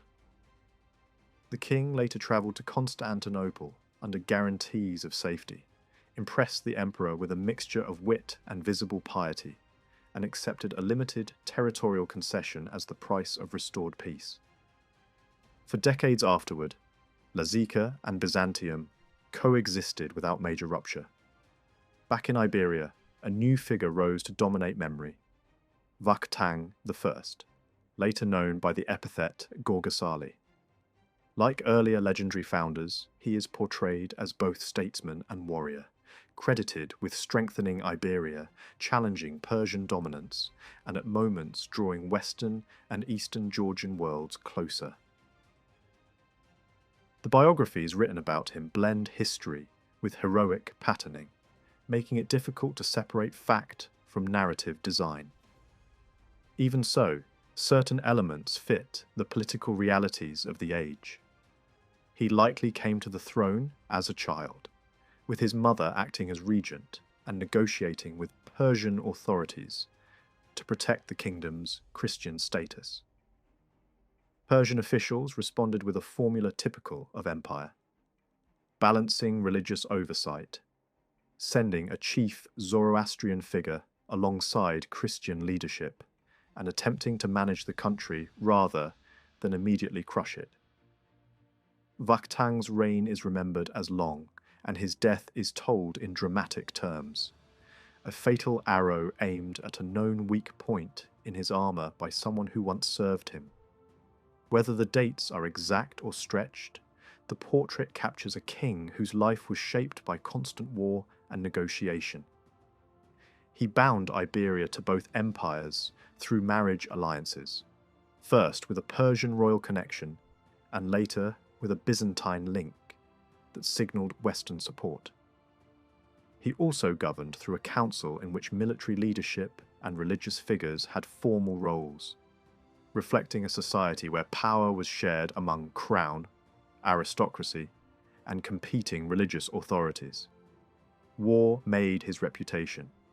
As a teenager, he fought northern forces, rescued a captive relative, and redistributed booty among allies, turning enemies into auxiliary troops. Control of the mountain passes was the true prize. Mastery of those routes meant deciding when northern peoples would serve as mercenaries, and when they would be blocked as invaders. It also gave Iberia leverage over neighbours and over the empires themselves. With Persian backing at moments, Vaktang pushed to expand influence westward, taking strategic borderlands and strengthening his hold over internal regions. He recovered Klarjeti, fortified key sites, and planted loyal dukes in newly secured areas. The frontier landscape was remade with fortresses, churches, and monastic foundations, and the symbolism carved into stone reflected Iberia's dual inheritance: Christian imagery intertwined with motifs familiar from Sassanid art, suggesting a court that could admire Persian culture while resisting Persian control. Administrative power was reorganized as Iberia grew. A high-ranking commander governed the core around Mtskheta and Tbilisi, and a network of provincial dukes managed wider territories, including parts of inner western Georgia and Svanettia, where Iberian authority could reach. Yet Abkhazia and much of Lazika remained outside direct Iberian command, continuing as a kingdom under Byzantine influence. Vaktang's policy shifted repeatedly. At times, he supported Persia against Byzantium and briefly controlled larger portions of western Georgia. At other times, he appealed to Byzantium for ecclesiastical autonomy and sought to ensure that bishops would answer to the king rather than to distant patriarchs. That struggle over church authority became one of the era's sharpest internal conflicts. The clash between king and archbishop is remembered in blunt, almost theatrical detail, ending with the removal of an uncooperative church leader and the installation of a hierarchy more aligned with royal goals. New bishops were appointed, church administration was expanded into border provinces, and the state's grip on the religious network tightened. The political outcome was clear. Church and crown became more integrated, and the Georgian ecclesiastical language spread deeper into society, even among minorities whose home speech was not Georgian. In western Georgia, however, bishops continued to answer to Constantinople, keeping the religious divide between east and west alive. The king also shifted the centre of power. To reduce the influence of turbulent factions around Mansketa, and to strengthen control of the eastern corridor, he elevated Tbilisi as a political capital, while keeping Mansketa as an ecclesiastical centre. Great churches rose in stone, bearing the artistic fusion of the age. Crosses and Christian symbols alongside decorative patterns and craftsmanship reminiscent of Iranian court style. Meanwhile, fortresses in Kakhetiya and Hereti strengthened the borders, because danger could come from Persia, from Armenia, or from the eastern Caucasus. With greater security, a Vaktang confronted Persia more directly. Zoroastrian priests were expelled, and a request went to Byzantium for military help. The response was slow, and Persia moved first, striking into central Kartli. The Byzantine envoy negotiated rather than fought, leaving Iberia forced back into tribute and military obligations toward Persia, even as the Shah agreed to limit religious pressure for a time. The result was an uneasy compromise. A Christian kingdom paying an Eastern empire while still looking west for cultural and religious support, and a king trying to preserve autonomy by turning every alliance, every marriage, every bishopric, and every fortress into part of a larger strategy to keep Iberia from being absorbed entirely. By the early 480s, the balance in the Caucasus was breaking again. A major defeat on Persia's northeastern frontier weakened the sense that the empire could simply dictate terms everywhere at once. In Kartli, Vaktang read the moment as an opening. He stopped playing the obedient ally and moved against the most visible symbol of Persian control inside his realm. Vaskon, the powerful regional governor who had become a pillar of Iranian authority in practice, even if he still stood in Vaktang's shadow on paper. Vaktang seized Vaskon in Tbilisi and executed him. To Kartli's court, it was a dramatic statement that the king would no longer tolerate a rival power operating under Persian protection. To Armenia, it looked like a gesture of solidarity, because Vaskon's name was already stained by a notorious domestic tragedy. He was remembered as a man who tried to force his Christian wife to abandon her faith, and who used torture when she refused. In later Georgian memory, that story became a defining moral tale, and Vaskon turned into a symbol of brutality and betrayal. But in the politics of the time, the execution carried a second meaning that was even sharper. Vaskon had recently gained authority beyond Kartli, tied to Persian administration in the wider region. Killing him was not just a local purge, it was a direct insult to the Shah's system. The timing appeared favourable. Persian troops had been pulled away from Armenia to deal with unrest elsewhere, and Kartli's king expected the pressure to be lighter than usual. Armenian leaders did offer support, but Armenia's politics were divided. Some commanders doubted their own forces and distrusted the reliability of allies, especially steppe fighters, whose loyalties could shift with the wind. There was also deep suspicion of the distant empire that Kartli hoped would help. Many in the region had learned, through bitter experience, that promises from the West could be slow, conditional, or withdrawn when another crisis erupted. At first, the gamble seemed to work. Kartlian forces and their allies struck hard enough to drive out a Persian army. Then the retaliation came. Persian counter-campaigns did not aim only at winning a battle. They aimed at breaking the will of the countryside. Raiding columns scorched districts, punished towns, and made it costly for nobles to keep following a king who looked increasingly isolated. In the next year, Persian armies pressed into both Armenia and Kartli. Vaktang withdrew into the mountains and called for Armenian aid. Armenians pushed back and marched into Kartli. but the coalition was already fragile. Steppe support did not arrive in the numbers expected. Armenian nobles hesitated at the decisive hour, calculating the risk to their own estates and families. When the armies finally faced each other near the lower Kura, the alliance cracked in plain sight. Some Armenian nobles opened secret talks with Persia, promising to defect. In the middle of the fighting, desertion spread, morale collapsed, and the Caucasian side lost its cohesion. Armenia pulled back toward its southwestern highlands, and Persian forces ravaged the land in response. Kartli now faced the next stage, a direct attempt to capture or eliminate Vaktang and replace him with a more manageable order. As the Persian commander turned back east to face threats on another front, Vaktang found himself abandoned. His own nobles began to distance themselves. The Western Empire, distracted by war in Italy, offered no rescue. Vaktang fled to Lazika, the western kingdom by the sea. He returned only when the regional picture changed again. The Persian Shah fell in battle against nomadic enemies, and the next ruler, still fighting to secure his position, wanted calm on the northwestern edge of the empire. With the Persian commander recalled and the court eager for stability, Vaktang could step back into Kartli. But the peace that followed was thin. A new Persian ruler soon launched a major war against the Western Empire, and Kartli again became a corridor for invasion.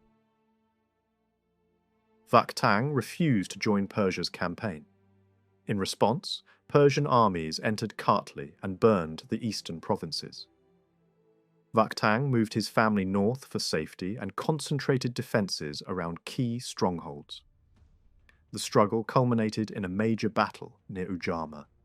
Tradition remembers Vaktang fighting with personal daring, even breaking into the enemy camp and killing a high-ranking prince. Whether or not every detail is exact, the result is consistent across accounts. Vaktang was mortally wounded. After he died, Persian forces regained momentum, took the main cities, and imposed a tighter administration. Kartli's leadership fractured. Members of the royal family and their retainers drifted westward and into imperial service abroad, leaving visible signs of displacement in the interior. In the years that followed, Kartli was increasingly governed through Persian-appointed officials. Tbilisi was placed under a Marspan, a regional governor responsible for the city and its military network. Even when individuals in that system adopted Christianity and gained reputations for piety or martyrdom, the administrative reality remained. Kartli's independence was severely reduced. Vaktang had not achieved a lasting break from Persia, but he did establish a powerful model. Later generations remembered him as the ruler who nearly unified the Georgian lands, and who dared to challenge the great empire when the odds were brutal. While Kartli struggled, Lazika seemed quieter for a time, but the calm did not last. When Persia and Byzantium entered another cycle of wars in the early 6th century, Lazika became a battlefield on land and sea.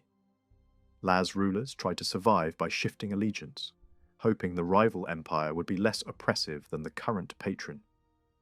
That strategy carried a high cost. Internal cohesion began to break. New power centres emerged in the northwest under local governors, and the Svans pursued their own agendas in the mountains. Byzantine missionary policy also expanded into the northern coastal tribes, pushing Christianity deeper and attacking practices the empire viewed as unacceptable. Over time, the northern coast hardened into a new political core that would later be recognized as Abkhazia, eventually absorbing what remained of war-torn Lazika. In Lazika itself, the crisis sharpened when a Laz king briefly sought legitimacy from Persia and abandoned Christianity. Persian diplomats framed Lazika as historically belonging under Iranian authority, and Persia pushed to exploit the opening. The king then reversed course, travelled to Constantinople, and returned to the Christian camp. Persia protested, but could not immediately force the issue, because Kartli was still resisting enough to block direct access. That changed when Persian armies finally crossed Kartli and seized key border fortresses, opening the road into Lazika. Byzantium answered with force, and the region slid into a long, grinding imperial war, led by two rulers with enormous ambition and patience. A formal peace briefly recognized Lazika in the Byzantine sphere, but Kartli's fate was left unstated in a way that effectively accepted Persia's tightening grip over the Eastern Kingdom.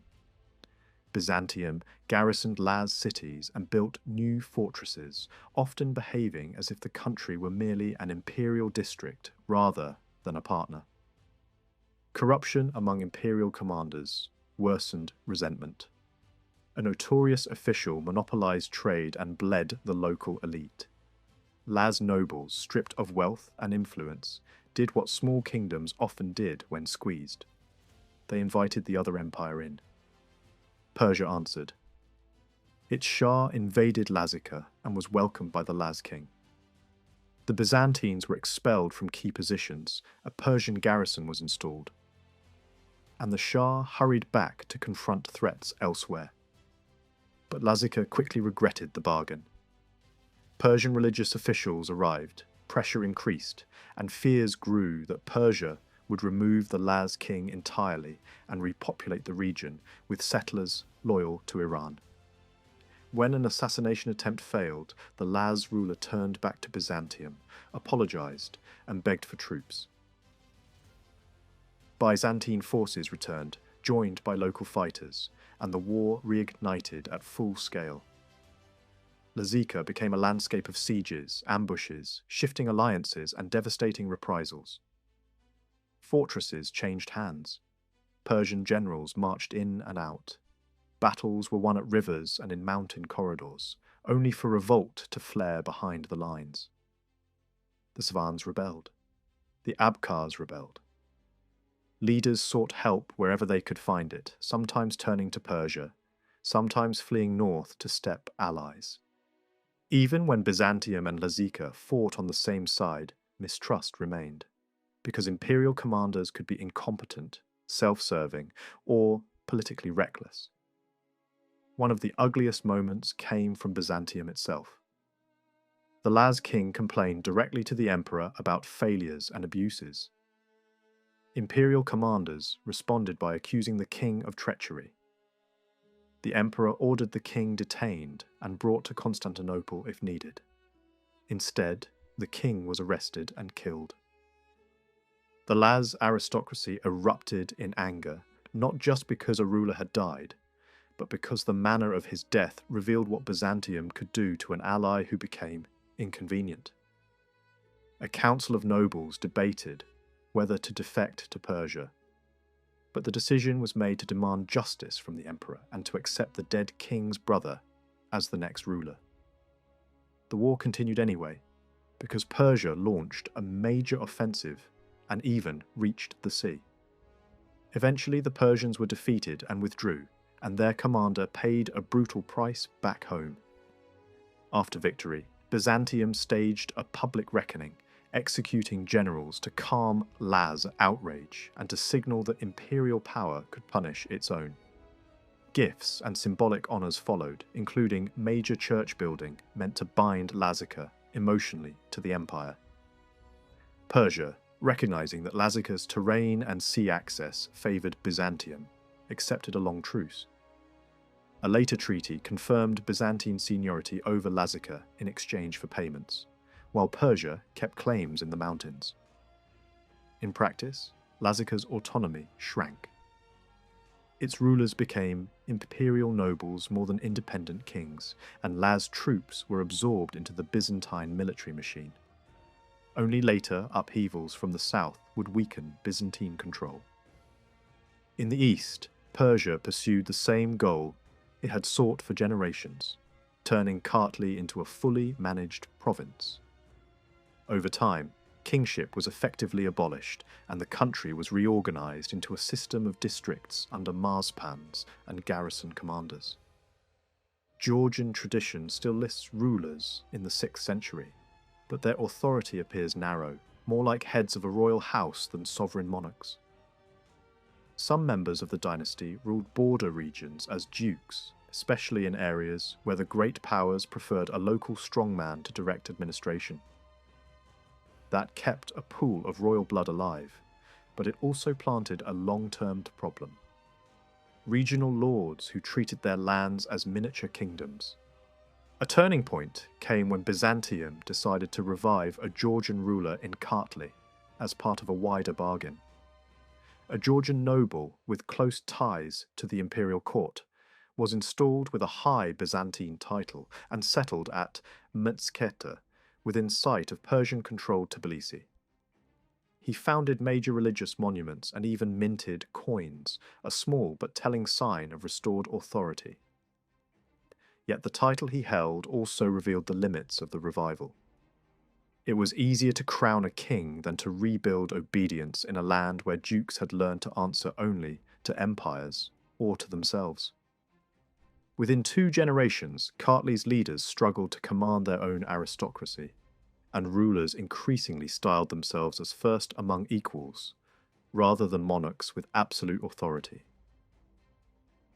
Religious identity now became political identity. Kartli's church leadership made a decisive choice in doctrine, aligning openly with Byzantium's definition of orthodoxy. That choice broke the remaining unity with Armenia's church, which had taken a different theological path, partly to survive under Persian power. The split became bitter. Bishops fled across borders. Letters and denunciations circulated. Armenians restricted contact. Georgians were accused of betrayal, and violence between factions hardened the divide. Persian policy also shifted, and pressure on Kartli's church leadership increased. At moments, church leaders were expelled and local rulers were pushed away from Tbilisi, forced to govern from the interior. When Byzantium finally rallied under an energetic emperor, it struck back against Persia and pushed into the Caucasus with steppe allies. Tbilisi endured a brutal siege and a catastrophic sack. After Persia's internal collapse, Byzantium emerged as the dominant power in both western and eastern Georgia, though it still refused to recognize local rulers as kings in the full imperial sense. In that moment, the Caucasus looked briefly united under a single imperial shadow. In the west, Abkhazia rose as the main inheritor of Lazika's fractured world. Its leaders, rooted in local aristocracy but using Greek imperial names, consolidated authority over the former Colchian lands. In Kartli, a new ruler minted coins marked not by fire altars, but by crosses, signalling the direction of loyalty even when politics remained complicated. Peace under Byzantine cover did not last. A new force was moving north. Within a few years, the Arab conquests toppled Persia, pushed Islam into the region, and began raiding Transcaucasia. By the end of this phase, Kartli's ruler had to acknowledge a new suzerainty from the south, and the old contest between Byzantium and Iran was replaced by a different, even wider struggle. The Arab advance into the Near East moved with a speed that shocked both of the old empires. Within a single generation after the Prophet's death, Byzantine and Iranian commanders were facing a new style of war: fast cavalry, relentless campaigning, and a political logic that rewarded submission while punishing defiance.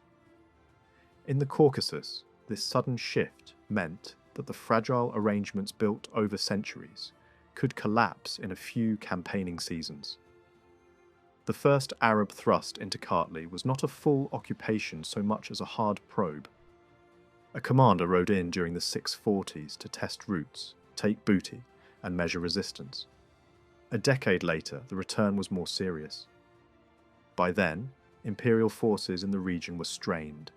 and local rulers had learned what the new conquerors did elsewhere. Cities that yielded could bargain for tolerable terms, but places that fought to the end could be broken as an example.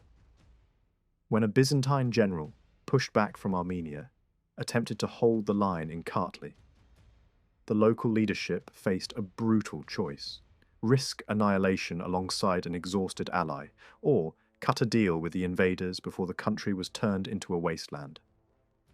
Kartli's elite chose the second path. Envoys offered surrender and asked to be treated as a subordinate ally rather than an enemy territory. The agreement that followed set the pattern for early Arab rule in the area. Christianity was not stamped out by force. Instead, the new authorities preferred a system that made non-Muslim communities pay for the right to continue as they were. The ruler in Tbilisi accepted a fixed annual levy and received guarantees that churches and local institutions would not be violated. The bargain came with strings. The state could not manipulate household records to reduce payments, and it had to provide services that made an occupation workable: labour, supplies, sometimes soldiers, and the duty to host and feed visiting officials. A striking clause made the relationship clear.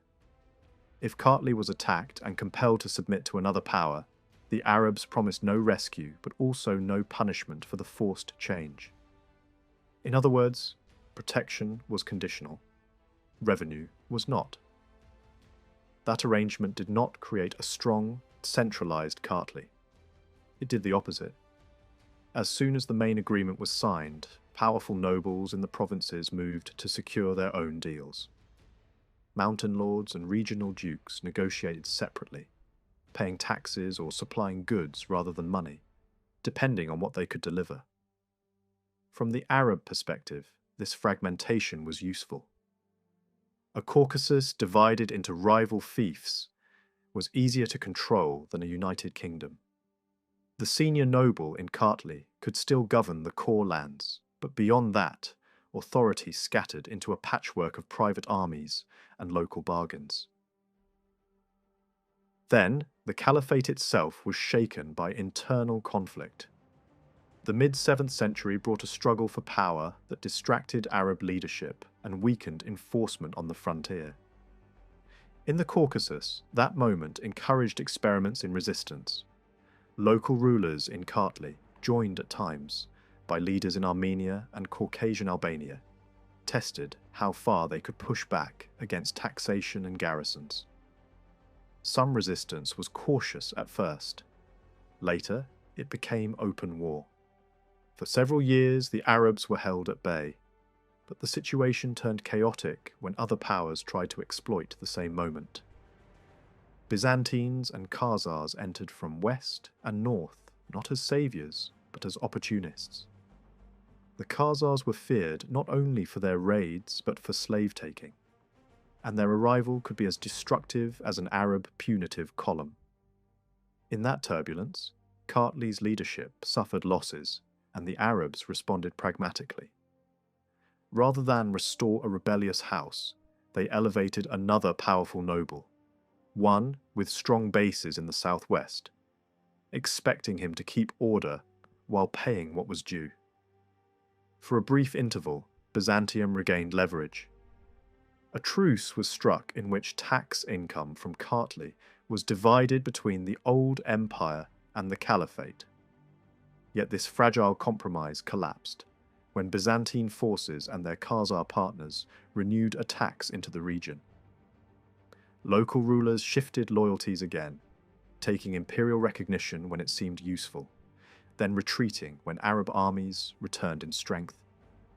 Once a new caliph consolidated authority, the Arab state recovered the frontier and retook Transcaucasia. By the early 8th century, the most visible sign of permanence appeared. Coins were minted in Tbilisi, and the city began to function as a durable Arab base rather than a temporary camp. In western Georgia, the story developed differently. Lazika and the coastal lands that bordered the Black Sea were drawn into the same storms. But geography and Byzantine naval strength altered what occupation meant. Arab forces could raid deep, burn towns, and smash inland fortresses, yet they struggled to hold the shoreline for long. Even when the interior suffered devastation, ports and coastal strongholds could remain tied to Byzantium, and local rulers continued to operate under imperial approval. The region endured aftershocks, including violence by displaced groups and captives moving across the landscape. But it did not become a stable Arab province in the way Tbilisi would. Kartli, by contrast, entered a period of repeated punishment. Raids and expeditions struck again and again into the heartlands, sometimes in response to rebellion, sometimes simply to remind nobles who held power. Over time, local tradition would attach different dates and names to these years, but the shape of the era is clear: a cycle of submission, revolt, retaliation, and fragmentation. Certain figures from this period survive sharply in memory, not because their political titles are easy to reconstruct, but because their deaths became symbols.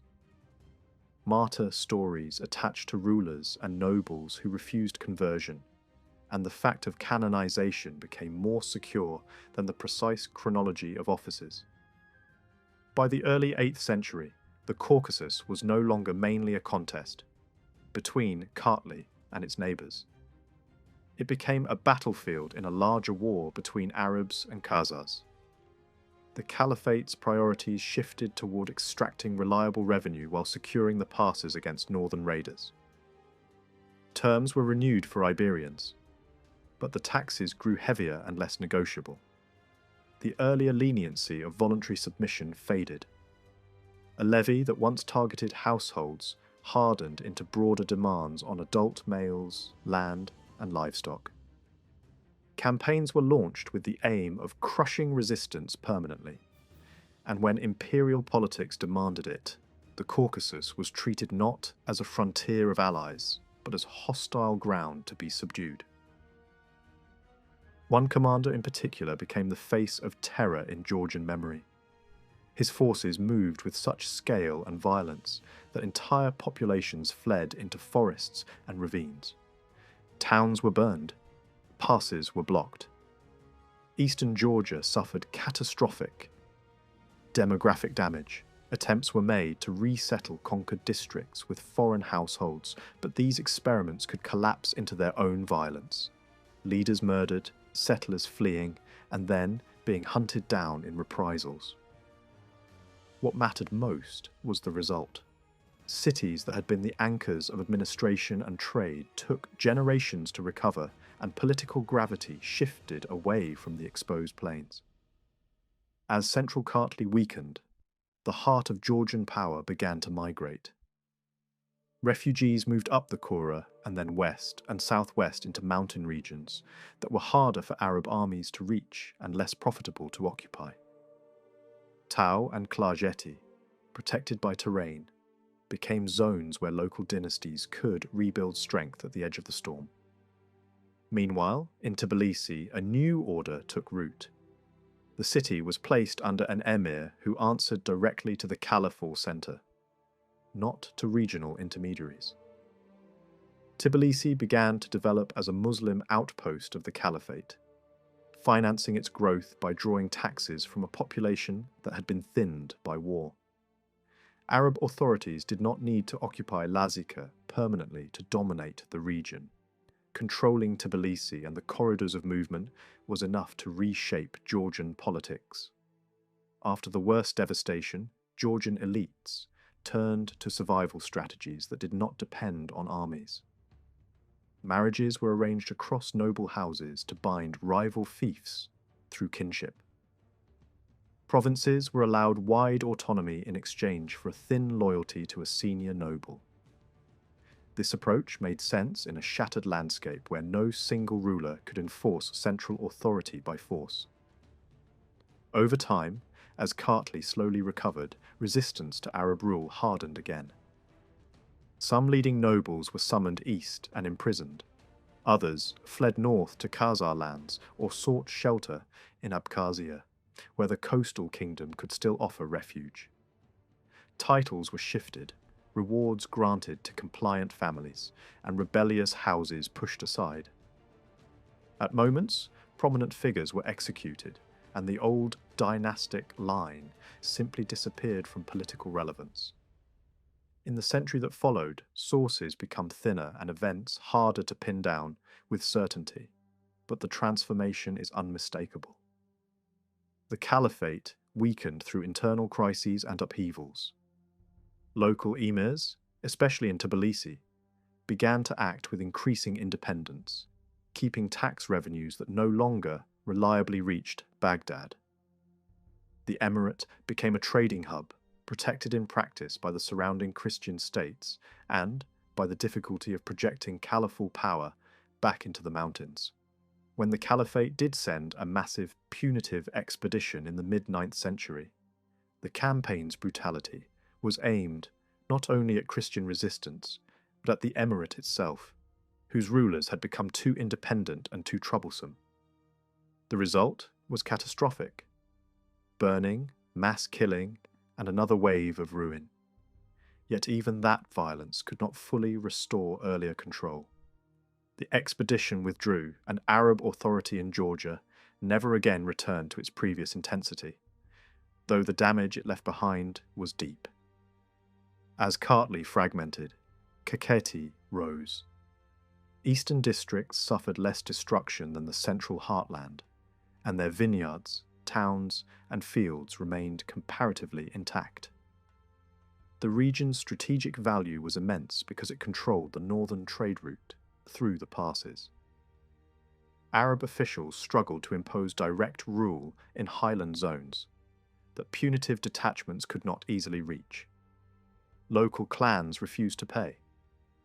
When punitive armies were sent, casualties were severe on both sides, and the eventual settlement often took the form of taxes paid in livestock and horses rather than coin.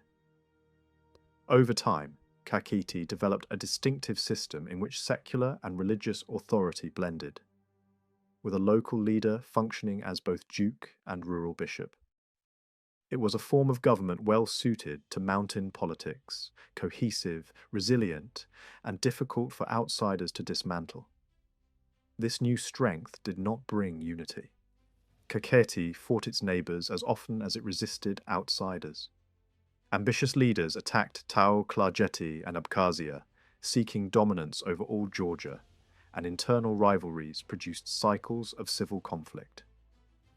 When outside commanders entered the region, they sometimes forced reconciliations, but those settlements rarely lasted. Alliances shifted between Kakheti and the emir of Tbilisi, not out of shared religion, but because both could benefit from resisting a distant caliph or a rival Christian king. Hereti, the far eastern borderland, followed yet another path. It was ethnically mixed and religiously divided, with prosperous towns linked to Armenia and Persia. Its rulers sometimes rose by ruthless acts and survived by bargaining with the great powers. Some accepted honours from the caliphate in exchange for betrayal of rebels. Later, they adopted Byzantine titles to strengthen legitimacy. Hereti's religious identity also shifted under dynastic influence, moving closer to the Georgian church at certain moments, then balancing again between competing ecclesiastical loyalties. Under a particularly flexible ruler in the late 10th century, Hereti briefly held its own against both Christian and Muslim neighbours by combining diplomacy, opportunistic expansion, and a willingness to be blessed by more than one religious authority. That balancing act could not last forever. Eventually, Hereti was absorbed by stronger neighbours as Georgia moved toward reunification. The late 9th and early 10th centuries brought a new pressure from the east, as Persian-based emirates and warlords launched repeated invasions in the name of restoring order and taxation. Fortresses were besieged, leaders executed for refusing conversion, and entire districts devastated. These campaigns did not succeed in permanently reinstalling Arab hegemony. but the violence was severe enough that recovery took generations. By the time the year 1000 approached, the pattern of warfare began to change. Instead of endless fragmentation, the struggle turned toward reintegration. Kakheti, Abkhazia, Hereti, and the mountain dynasties of Tao-Klarjeti collided in a contest to shape the future Georgian state. Conquests were made and lost. Fortresses changed hands through betrayal and negotiation as often as through siege. Ultimately, the logic of survival pushed rivals toward a larger unity, because none of the regional powers could endure alone when new waves of pressure kept coming from the south and east. That wider unification depended heavily on Western Georgia's evolution. Centuries of war and shifting imperial policy had moved the political center along the Black Sea toward Abkhazia. A local clan, originally operating under Byzantine approval, gradually turned that position into a durable dynasty. They earned legitimacy by blocking Arab advances toward the coast and by claiming authority over a wider mosaic of peoples. Abkhaz, Svans, Mingrelians, and other Georgian groups. Their rulers reorganized the kingdom into provincial units and elevated Kutaisi into a capital that could command the interior. Byzantium remained reluctant to grant full royal recognition, preferring titles that implied delegated authority rather than sovereign equality. But the reality on the ground mattered more than the wording of a seal or the title on a ring. By 800, Abkhazia had become one of the strongest Georgian realms, spared the worst destruction, and positioned to shape the reintegration that would define the next era.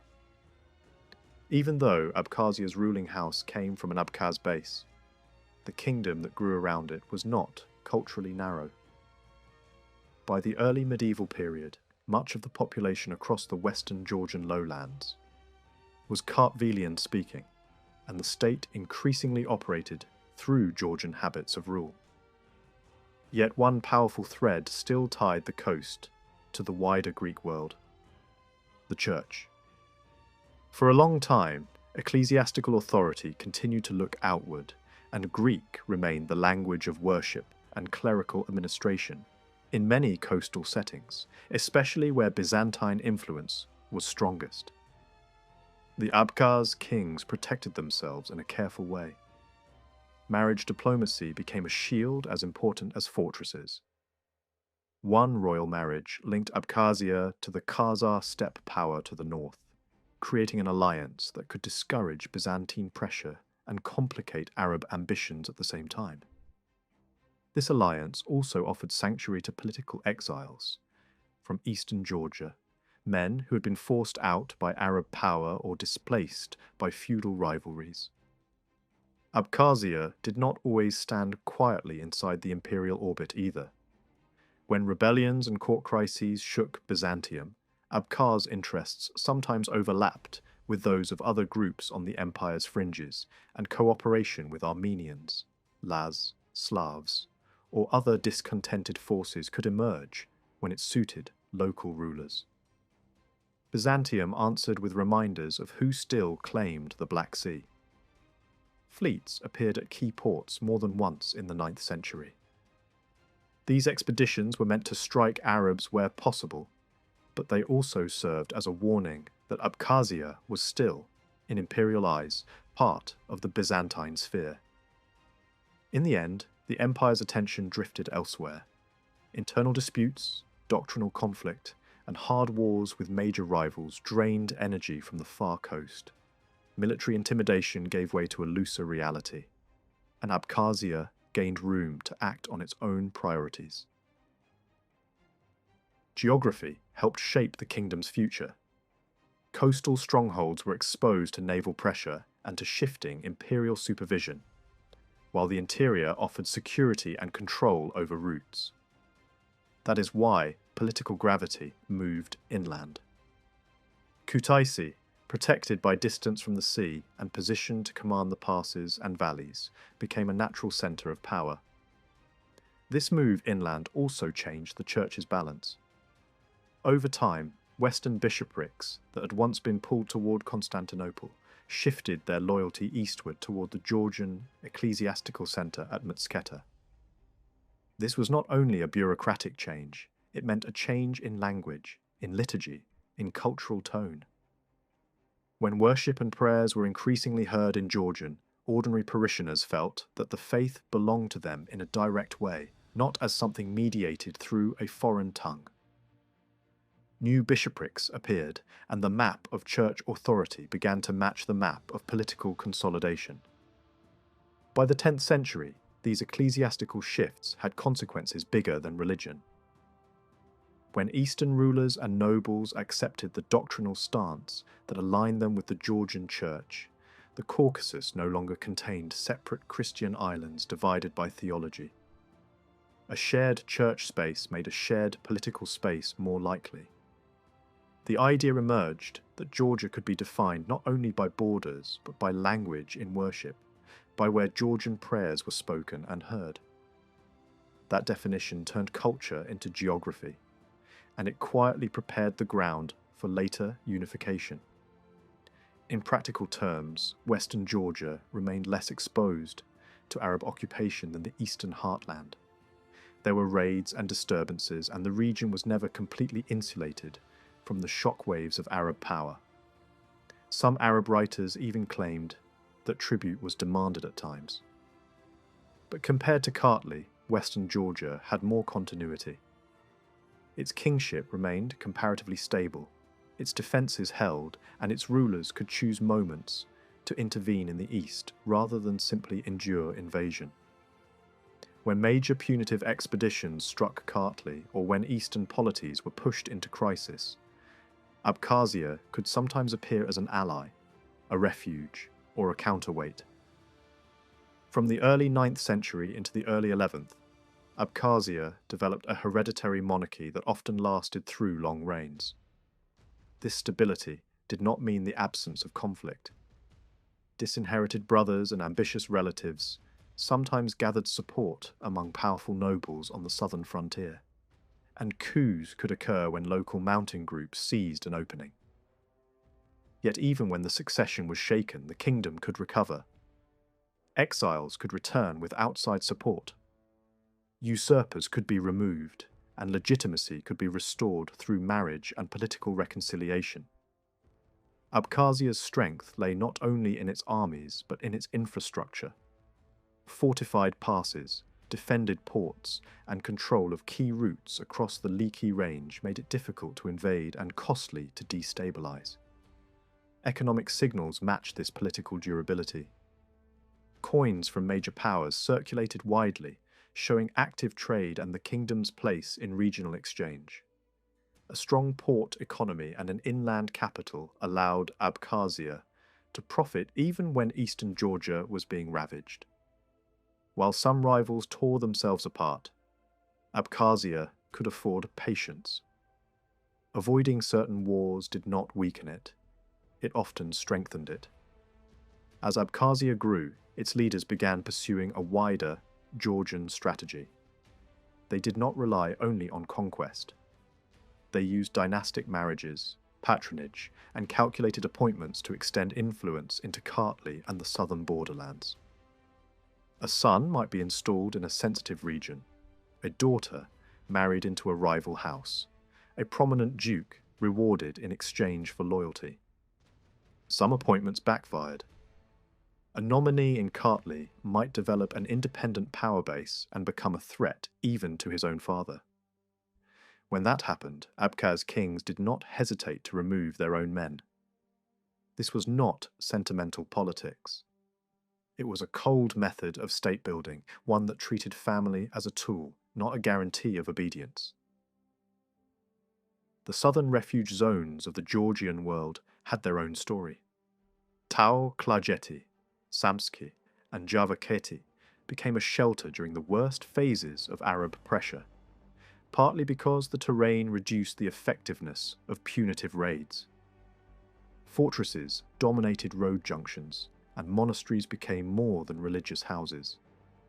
They turned into centres of literacy, manuscript production, training, and political advising. In those valleys and ridges, culture could be preserved and even expanded when the plains were burning. Many scholars still travelled or lived abroad in famous monasteries, and many warriors served in imperial armies for pay and prestige. But the local monastic network helped keep a Georgian intellectual core alive. A new dynastic force rose in this southern zone, strengthened by connections with Armenian aristocratic families.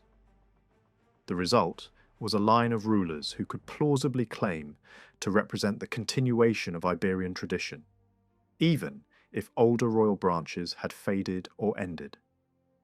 Over time, this southern principality became a serious contender for leadership of the wider Georgian world. It could negotiate with emirs, confront them when opportunity appeared, and rebuild depopulated districts by drawing settlers and restoring fortresses. Religious authority in these regions could also be intense, shaping rulers' behaviour and strengthening the idea that kingship was accountable to the church's moral expectations as well as to military reality. Yet the very success of the southern principality introduced a familiar danger: division by inheritance. When a large domain was split among sons, rival centres formed and enemies exploited the cracks. Emirs could stir suspicion between brothers. Outside powers could recognise one branch and isolate another. At times, a brother might attempt to seize a province through murder, or a cousin might raise an army to contest a title. Even when justice was done and a murderer was punished, the political landscape was rarely restored cleanly. The south remained a patchwork of ambitious relatives, fortified towns and monasteries with their own interests. Meanwhile, the east still contained a fact that could not be ignored: Tbilisi.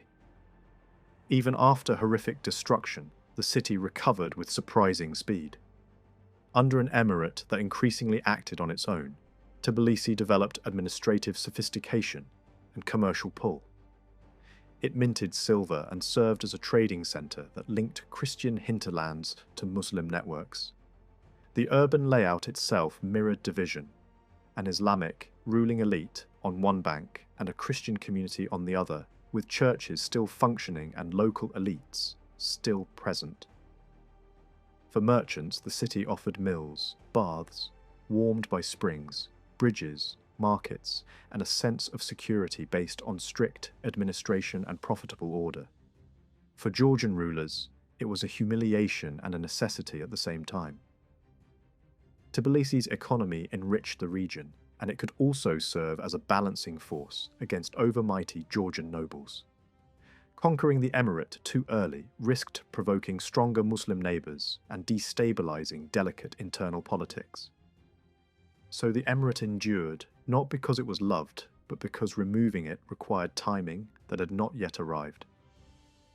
The decisive turn toward unification came when a powerful ruler in Tao adopted a young heir whose blood connected multiple thrones. That adoption was more than a family gesture. It was a strategic bridge between southern strength, eastern legitimacy, and western kingship. When the heir was presented as the rightful successor in more than one region, rivals were forced to reconsider their calculations. Some withdrew rather than face a united front.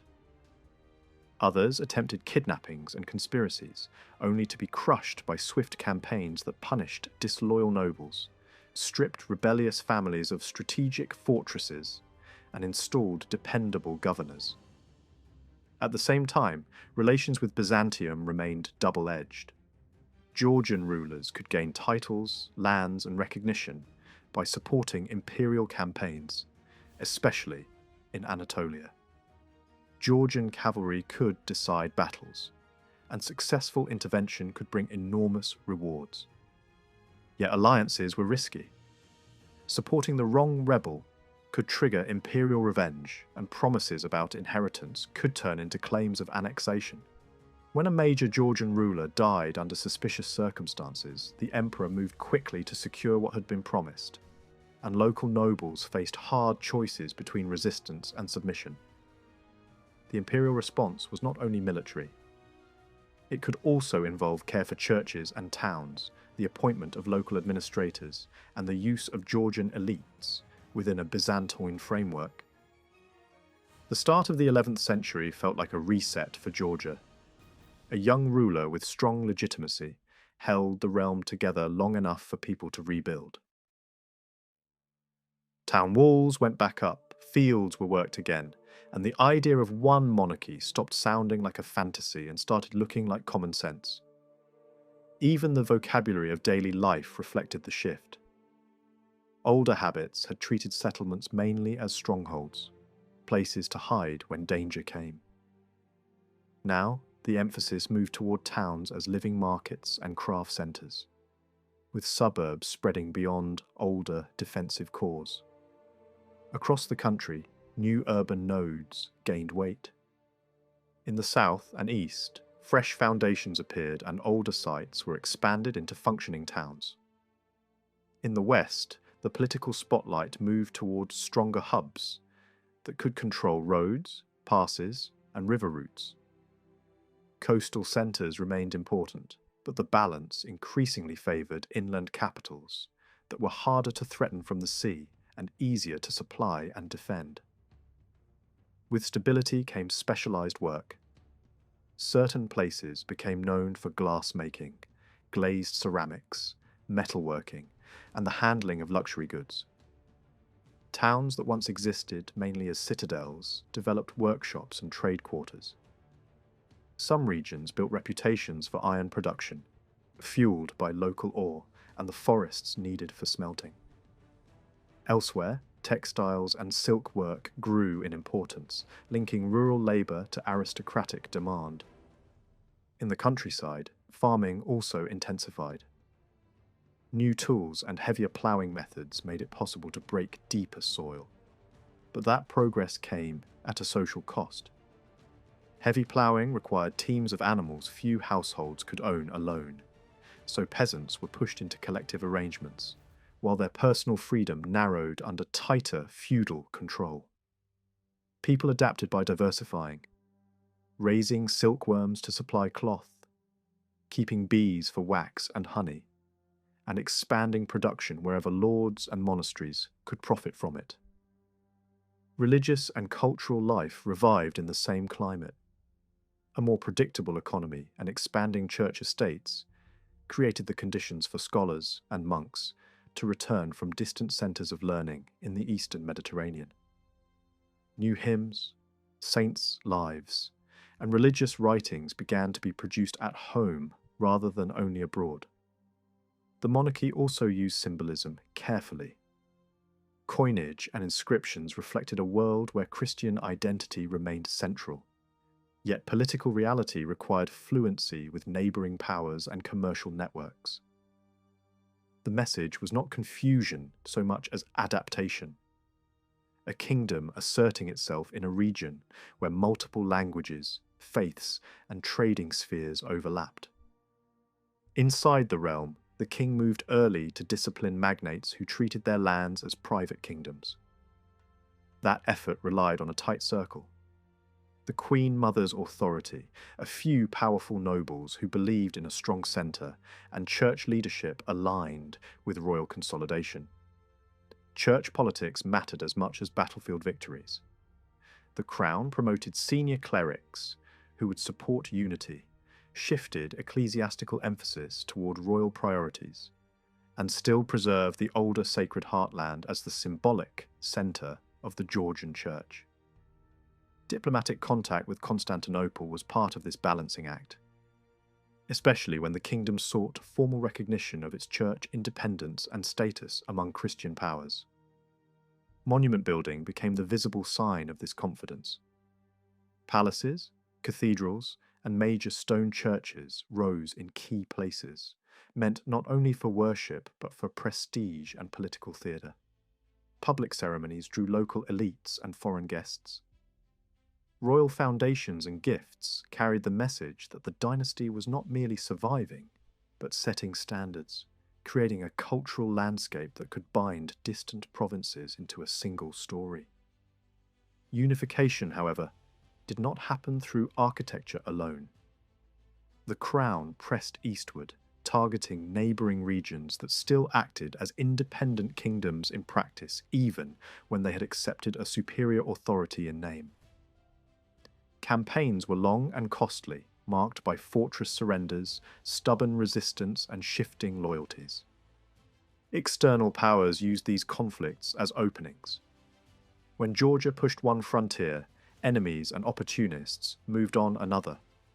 Sometimes the response required alliances with other Christian rulers to strike deeper into the borderlands and force hostile emirates to accept tribute. At the same time, the monarchy dealt with danger closer to home, rival branches of the ruling family, and the possibility that alternative claimants could challenge the throne. The solution was brutal and calculated.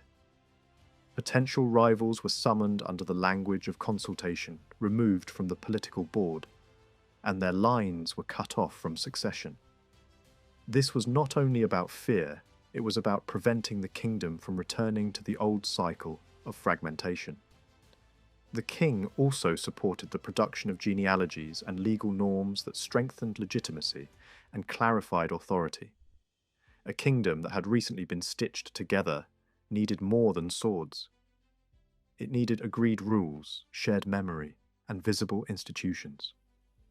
When that first unifier died in the second decade of the century, Georgia looked stronger than it had in generations. The realm had been centralized to a degree unseen since earlier legendary kings, and foreign domination no longer defined daily politics. Yet the foundation was not unbreakable. A successor came to the throne young, and the old fault lines returned quickly. Eastern rulers declared independence again. Great noble houses reasserted themselves. Court politics became dangerous, with arrests, betrayals, and a constant struggle to keep powerful families from turning royal office into inherited private power. The new king chose to challenge the empire where it seemed vulnerable, aiming to recover territories in the southwest that had been absorbed into Byzantine administration. At first, the gamble paid off. Fortresses were retaken and local support rallied. Then, the wider strategic situation changed. Once Byzantium finished major wars elsewhere, it could turn its full attention east. A massive imperial campaign followed, forcing the Georgian king into retreats and scorched earth decisions, burning his own positions to prevent their capture. The empire moved through contested regions with fire and plunder, pressuring Georgia's allies into surrender and pushing the conflict into the heartlands. Diplomacy flickered between battles. Georgian rulers looked for partners among neighbouring Christian kings who had their own grievances against Byzantium. They also explored distant alliances that promised pressure by sea and land, though such plans could collapse as quickly as they were imagined. In the end, the imperial advance cost Georgia more than the king expected. Not only did he lose disputed lands, he watched entire regions reorganized under Byzantine administration, now tied to imperial governors and garrisons. The humiliation cut deeper when the heir to the Georgian throne was taken to Constantinople as a hostage, a living guarantee that future resistance would be punished. The king tried again after the imperial strongman died. There were moments of recovery and unexpected openings, helped by internal Byzantine rivalries and shifting loyalties on the frontier. But victories were rarely clean. Georgia's elites were not uniform in their interests, and some preferred imperial stability, especially in provinces where Byzantine governance offered predictability and lighter burdens. Rival claimants, backed from abroad, added another layer of danger. The king died young, leaving behind not only border problems, but a succession complicated by family politics and competing maternal lines.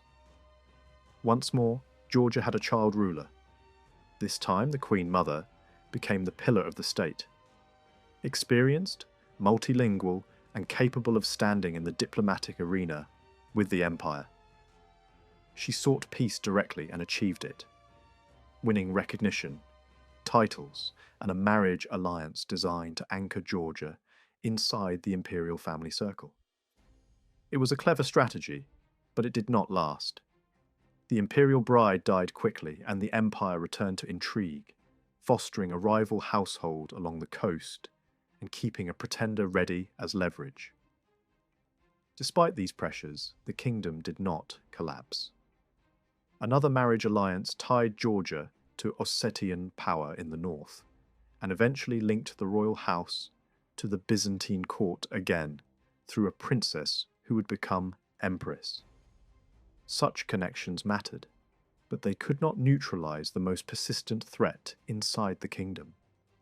Magnates who combined military power with territorial ambition. The crown sometimes had to preserve a weakened Muslim emirate in the old capital, not out of sympathy, but because it served as a buffer and a counterweight against overmighty nobles. Control of the capital became a chess move, not a simple matter of conquest. Then, a new force entered the story with far greater momentum than old rivalries: the Seljuks. As their pressure expanded across the region, local rulers made hard choices. Some sought protection by converting, trading faith for survival. Others tried to hold castles that were not yet finished, only to see them stormed and their populations killed or enslaved.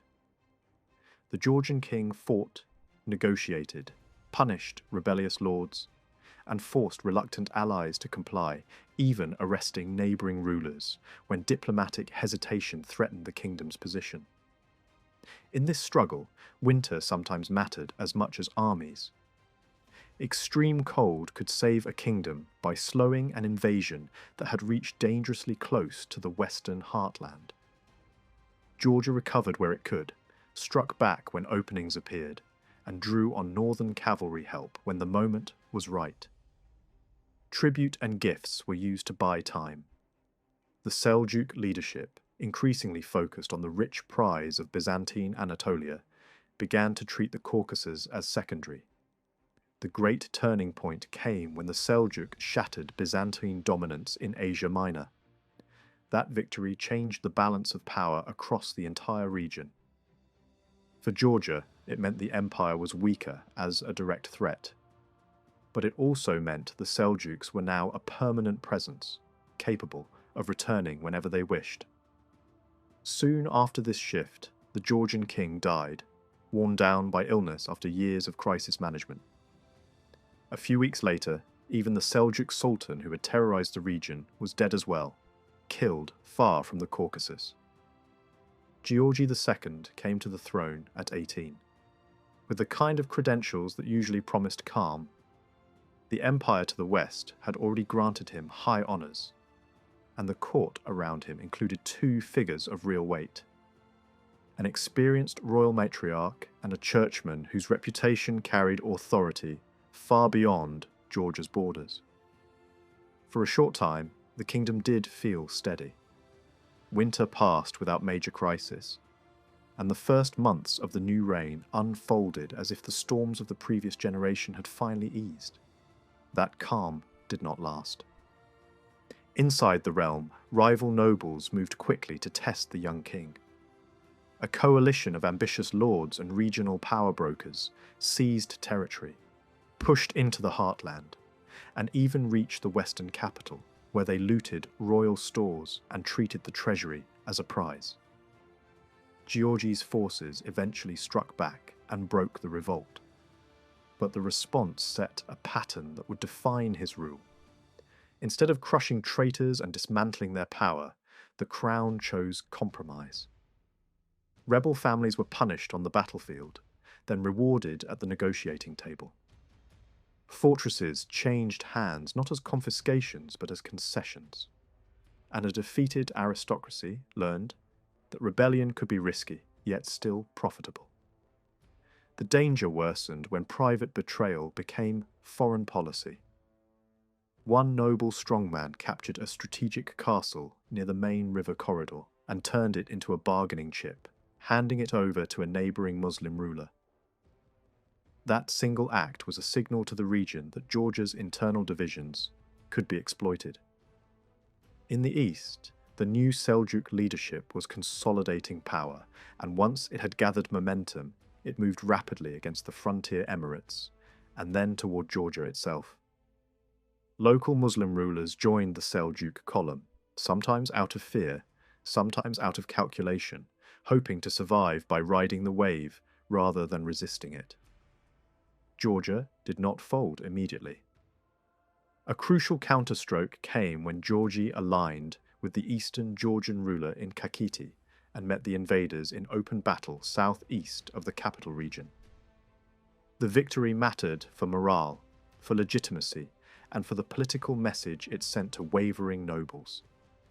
Encouraged by success, Georgi turned west and south, reclaiming territories that had once been contested with Byzantium. Ports and coastal fortresses returned to Georgian hands, and mountain corridors in the southwest were retaken with little resistance. The empire, now fighting for survival against the Seljuks, and no longer interested in overreaching in the Caucasus, shifted its tone. It offered greater honours and treated Georgia less as a subordinate frontier and more as a necessary partner. For a brief period, it looked as if the kingdom might be recovering the strength it had lost. Yet the Seljuk threat did not remain static. Once the Sultan judged that the empire could not meaningfully protect Georgia, the pressure escalated. The invaders struck at the central routeways, overwhelmed key nodes, and pushed into the southern borderlands. A major fortress fell, and with it went weapons, treasure, and the sense that the state could still defend its core. The king narrowly escaped capture. More damaging than the military loss was the political aftershock. Some nobles, reading the balance of power, shifted allegiance toward the Seljuk commanders. Georgia's leadership was forced into flight toward the west, into the coastal and mountain zones that had historically served as refuge when the interior collapsed. Then the pattern became seasonal, almost mechanical. Seljuk forces wintered beyond the high passes and returned with spring to raid, enslave, and strip the countryside. Herds moved with them, and the pressure on farmland was not only military but ecological. Pastures expanded into cultivated zones, vineyards and fields were ruined, and agricultural rhythm was broken year after year. Hunger spread beyond the reach of the raiders themselves, because disrupted harvests and unsafe roads meant even remote districts could not reliably feed themselves. Chroniclers would later describe a landscape turning wild again, villages emptying, and animals reclaiming spaces that had once been tilled and settled. Churches were desecrated, clergy were killed, and sacred buildings were treated like stables and storehouses. The point was not simply conquest, but domination through exhaustion. By the early 1080s, despair had seeped into the written record. A monastic note from that time speaks of devastation, slavery, and a countryside reduced to ruins. In practical terms, the state could no longer reliably assemble an army large enough to stop the next raid. Georgi's government attempted a solution that many rulers in the region were also being forced to accept: submission on paper, in exchange for survival in practice. Tribute was offered, formal negotiations took place, and the Seljuk court received the Georgian king with the outward ceremony of a powerful empire, confident in its control. The agreement promised fewer raids if Georgia delivered money and service. The promise did not hold. Raiding continued because raiding was not merely policy, but habit, reward, and necessity for mobile armies and their followers. Georgi appealed again for relief, and at some point a new bargain emerged that was as cynical as it was shocking. The Seljuk ruler signalled willingness to grant Georgi authority over Kakheti if Georgi joined a campaign against Kakheti itself. Even by the ruthless standards of Caucasian politics, this was a moral collapse disguised as statecraft. A siege began in southern Kakheti, but heavy snow disrupted the operation and turned the campaign into farce. While the king hunted nearby, Seljuk detachments spread out to loot the valley. Soon after, the Seljuks reconciled with the Kakhetian ruler anyway. Kakheti renewed its own accommodation with the Seljuks, and the combined forces then turned on Kartli, driving Georgi back toward the central mountains. Some nobles defected in the chaos, handing over frontier fortresses and accelerating the unravelling. At this point, the court in the west reached a hard conclusion. Forgiveness could be extended for miscalculation, but not for repeated failure. Georgi's realm had shrunk to the western core, while the east and the southern highlands were being stripped apart by continuous violence. This era acquired a name that reflected how people experienced it. Not as one invasion, but as a suffocating condition. Earthquakes then added physical terror to political ruin. In the wider region, disasters were read as signs. Georgia wasn't only being defeated, it felt cursed. The elite moved to save the monarchy by changing its face. Georgi was pressed to abdicate, and the crown passed to his teenage son, David. The new king inherited a state that was barely functioning, its countryside depopulated, its roads unsafe, and its authority challenged by both invaders and domestic power brokers. Unlike many child kings, David did not have years to grow into the role. Survival demanded immediate clarity, and the people around him acted as if they believed he possessed it. The reign that followed would later be remembered as a turning point so dramatic that it reshaped the national story. David was not praised only for victories. He was praised for rebuilding the machine of state. Administration, law, army, church discipline, and the culture that tied the kingdom together. The contrast with his father became part of the legend. But the reality was harsher. David was forced into competence by catastrophe. In the first years, royal control barely extended beyond the west. Even hunting beyond the central range required scouts, because raiders might appear anywhere in the devastated interior. Yet the 1090s opened a window that David understood better than anyone. The Seljuk world fractured after the death of key leaders and the collapse of internal unity. Competing claimants fought for power, revolts broke out, and rival movements challenged the old order. Georgia's enemies were suddenly too busy to concentrate fully on the Caucasus. David used the pause to change priorities. He stopped defining legitimacy through imperial titles and began building authority from within. Then he confronted the nobility with a lesson his father had avoided. One great duke was accused of plotting, confessed, and was forgiven. When treason repeated, forgiveness ended. The duke was arrested and removed from the political arena, and the king made it clear that the old habit of rebellion would no longer be rewarded with castles. This was not only personal rule. David also built instruments of governance that reduced the crown's dependence on feudal goodwill. An intelligence network was organized to monitor plots, factional movements, and even corruption within church and army. Information flowed upward, and the effect was chilling. People stopped speaking freely, not because the kingdom had become peaceful, but because the cost of conspiracy suddenly looked real. Punishment could be brutal, and the point was deterrence. Foreign events widened the opportunity. Western armies marched into the eastern Mediterranean, pulling Muslim powers into an urgent struggle over Syria and Palestine. In the north, Kievan princes drove nomad confederations southward, destabilizing the steppe and pushing new groups toward the Caucasus. Georgia's enemies were now distracted, displaced, or fighting on multiple fronts.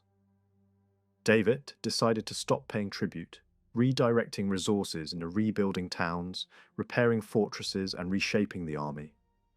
The next step was reclaiming the east piece by piece. A frontier citadel that had been handed over during the worst years was taken back and the noble responsible for that earlier betrayal was stripped of power. The collapse of one major noble house and the death of another key figure removed obstacles that had long blocked royal consolidation. Eastern nobles, seeing the direction of the wind, began to surrender not out of love for the crown, but out of calculation. A young ruler who punished real treason was more predictable than distant Seljuk commanders who looted indiscriminately. When resistance did form, it often relied on outside aid from a Muslim Atabeg across the border. David met that challenge with a decisive field victory in which Georgian forces broke a combined army and forced the eastern provinces back into the kingdom. This was not just conquest, it was recovery of intact resources. Kakheti had suffered less devastation than Kartli, and its population, agriculture, and roots mattered enormously for the rebuilding of the whole state. Holding the eastern marches also meant controlling valuable corridors used by shepherds and traders moving between mountain pastures and lowland markets. While campaigns continued, David also targeted the church, not as an enemy, but as a battleground. The problem was not faith. The problem was that powerful families had used ecclesiastical appointments to enrich themselves and resist royal authority. A major council was convened to impose standards, ages, qualifications, rules for ordination, and discipline for clergy. Abuses that had become normal were treated as scandals. The reforms angered monasteries accustomed to independence and aristocrats who had treated bishoprics as family property. But the result was a church hierarchy tied more tightly to central authority and less vulnerable to private capture. The king then fused high ecclesiastical office with key administrative power, creating a governmental centre that could act like a permanent ministry rather than a travelling royal household. Courts were reorganised, appeals mechanisms were established, and designated days were set aside to hear cases from those who normally had no access to power. This was not idealism. It was state building. A kingdom that had been emptied needed trust, and trust required a system that people could recognise as functioning. To anchor these changes culturally, David founded a great monastery near Kutaisi that became more than a royal burial place. It grew into an academy, drawing scholars back from abroad and building an intellectual infrastructure that could train clerics, administrators, and writers. Another major school in the east mirrored the model, teaching the disciplines that shaped Byzantine education. Georgia was not only trying to survive, it was trying to rise with a sharper identity and stronger institutions than it had before the collapse. Military reform matched administrative reform. The new army was built around a loyal core that belonged to the crown, not to feudal patrons. Step by step, Turkish garrisons and settlers were pushed out of key valleys, allowing agriculture to return. Fortresses south of the main river were taken, routes were secured, and the circle tightened around the old capital, which was left for last. The crown preferred to reduce and tax it, station symbolic forces, and avoid provoking a massive coalition too early. Meanwhile, other strong points fell. Rustavi, strategic citadels in the east, and the Armenian borderland to the south. Raids became less one-sided. Loot flowed into the treasury, funding further campaigns and repairs. Economic management was forced to adapt to a wider regional shortage of silver. Coinage changed, weights shifted, and copper issues expanded. The messaging on currency became bolder, reflecting a state that no longer spoke as a supplicant. At the same time, David used dynastic politics as a weapon. Marriages were arranged to secure borders, neutralize threats, and link the Georgian court to powerful neighbours, including the Byzantine Imperial house. These moves did not replace armies, but they bought time and reduced the number of fronts that could open at once. By the end of the 1110s, Georgia possessed something rare in the region: a standing army large enough to act consistently, an elite guard trained for rapid shock action, garrison forces to hold newly taken towns, and the intelligence to anticipate threats. Discipline was strict, pay and supply were improved, and the army was treated as an institution rather than a seasonal levy. Success followed, but success created its own danger. The stronger Georgia became, the more likely it was to provoke a coordinated Muslim response. The Kipchaks already had a name across Eurasia long before they entered Georgia's story. Steppe horsemen like these were hired wherever rulers fought rivals. Northern princes used them in civil wars, and southern courts valued them so highly that commanders began learning their language simply to issue orders and negotiate pay. Over time, Kipchak bands would appear in distant armies and, once settled, often blended into local populations. When David brought them into Georgia, he was not importing strangers in the abstract. He was recruiting a battle-tested force with a reputation for speed, shock, and hard discipline. They were deployed like a movable wall. When David expected trouble from Muslim emirates, Kipchak riders appeared in the east and south. When the danger came from within, they were positioned in Inner Kartli, close enough to keep the great lords uneasy. That movement created a diplomatic problem to the north. Kiev had fought bitterly to drive these same nomads away. David could not afford to look like a protector of Russia's enemy. Messages and assurances had to travel across the mountains. The transfer was framed not as shelter but as removal. In the Russian memory, the story was simple: an exit forced through the northern gate of the Caucasus. In Georgian reality, the operation required planning, escorts, and constant negotiation to keep it from becoming a frontier war in itself. David's alliance with the Kipchak leadership was sealed in the most direct language medieval politics understood. He reshaped his own household to prove that the agreement was not temporary. A dynastic divorce ended his first marriage, and a new marriage tied him to the steppe chieftain's line. At the same time, the northern frontier was stitched together through another betrothal, linking the Georgian royal family with the Ossetian throne. These were not romantic gestures. They were security architecture. One marriage reduced the risk of raids through the high passes. Another created a bond with the newcomers now settling inside the kingdom. The first queen did not vanish into silence without consequence. She was removed from court life and sent, with a protected entourage and rich gifts, toward the religious world of Jerusalem. In the Latin East, the story was misunderstood and retold in a new form. The Western clergy received her offerings as if they came from a bereaved widow, rather than a divorced royal woman. The episode reveals something important about the medieval world.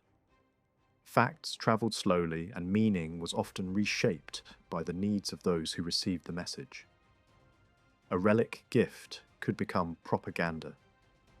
A political divorce could be rewritten as pious renunciation. A distant kingdom could be turned into a mythical bulwark guarding the edges of civilization. Inside Georgia, trust in the Kipchaks did not appear overnight. Their numbers were large on paper, but only a portion were fielded at any one time. They expanded David's reach, yet many Georgians looked at them with suspicion for generations.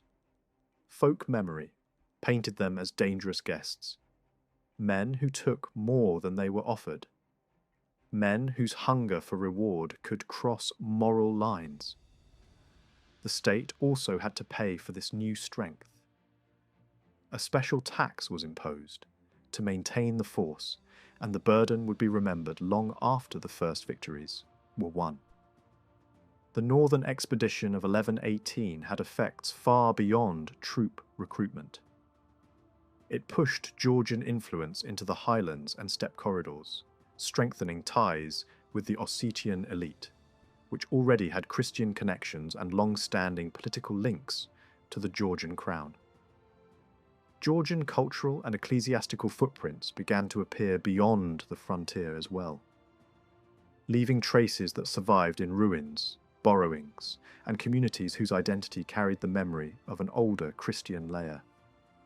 The frontier did not become permanently Georgian, but for a time the kingdom's reach extended farther than it had in generations.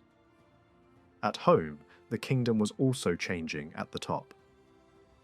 David's closest advisor died, and the replacement was given sweeping authority that crossed regions and institutions.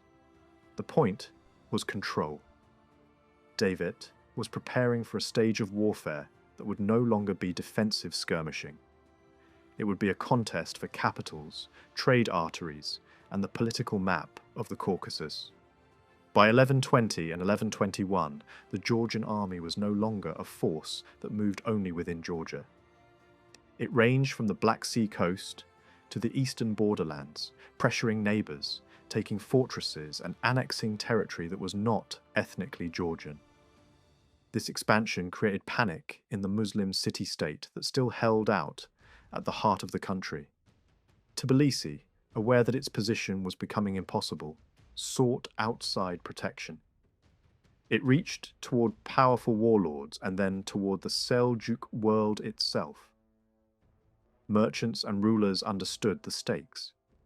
If Tbilisi fell, the economic balance of the region would shift, and a Christian monarchy would control the central corridor between the Black Sea and the Caspian. A coalition formed in response, an alliance held together by fear more than friendship.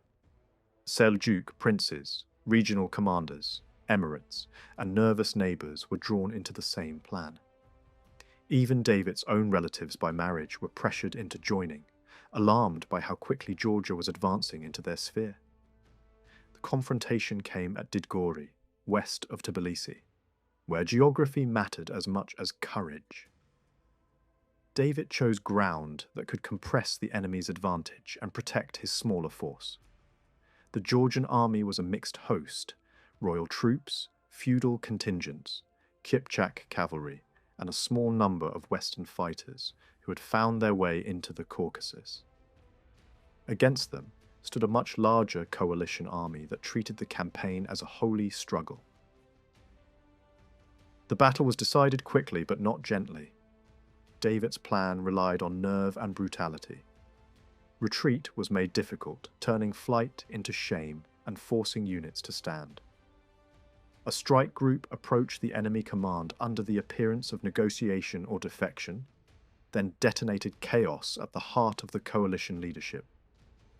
Once the enemy line wavered, heavy cavalry exploited the moment with the kind of shock that steppe warfare and crusader combat both understood: speed, impact, and relentless pursuit. In a few hours, the coalition broke. The victory did not merely win a field. It shattered the political assumption that Georgia had to endure foreign dominance. It also shifted the balance in Armenia, where many districts had lived under the shadow of Muslim power for generations. After Didgori, David moved with the confidence of a ruler who knew the next step mattered even more than the battle itself. Tbilisi was taken and reintegrated as the kingdom's capital. The transition was violent at first. Plunder and retribution were part of how medieval armies announced a new order. Then policy took over. The city was reshaped into a managed, multi-confessional capital, where different communities were taxed and regulated according to a royal system, rather than their own self-government. Certain local practices were preserved to reduce resistance and keep the economy functioning, while royal authority was installed through a governor and garrison. The goal was not to erase the city, but to make it dependable. The campaigns continued outward. Shirvan was brought under Georgian control in a form that mixed annexation with dynastic management. The western districts were absorbed directly, while the eastern portions were left to rule under a royal marriage alliance, creating a buffer that still answered to Kutaisi and now to Tbilisi. Georgian troops pushed to the Caspian coast, took strategic ports, and then responded to invitations from Armenian cities that saw an opportunity. Better a Christian king who could protect them than a rotating set of emirs and garrisons. Ani fell after a short siege, its rulers removed, and Georgian officials installed. David's titles expanded accordingly, reflecting a new political reality. Georgia now claimed a wider mandate than the old kingdom that had survived the Great Turkdom. With wider frontiers came new administrative problems. David's solution was to create border commanders whose job resembled a permanent frontier watch. These men guarded passes, gathered intelligence, and managed tribute from newly taken or newly dependent districts. In return, they gained rank, land, and hereditary privileges. It was a trade. The crown bought security by granting a controlled form of feudal power, but this time the power was designed to serve border defense rather than private rebellion. Religious policy followed the same pragmatic line. David attempted to reduce confessional tension in Armenian districts under Georgian influence. Debates were held, arguments were sharpened, and full union proved impossible. Yet a workable tolerance emerged in practice. The point was stability. A kingdom stretched across mixed populations could not be held together by theology alone. It needed rules of coexistence enforced by the state. As David's victories spread, stories about him travelled even farther, especially to the Latin East. Western chroniclers, hungry for hope at moments when crusader states were under pressure, cast the Georgian king as a legendary saviour from beyond the horizon. Myth and a policy fused again. Georgia became, in distant imaginations, the eastern shield that would rescue Christendom. The reality was more grounded. David was a hard strategist, exploiting windows of opportunity in a fractured region.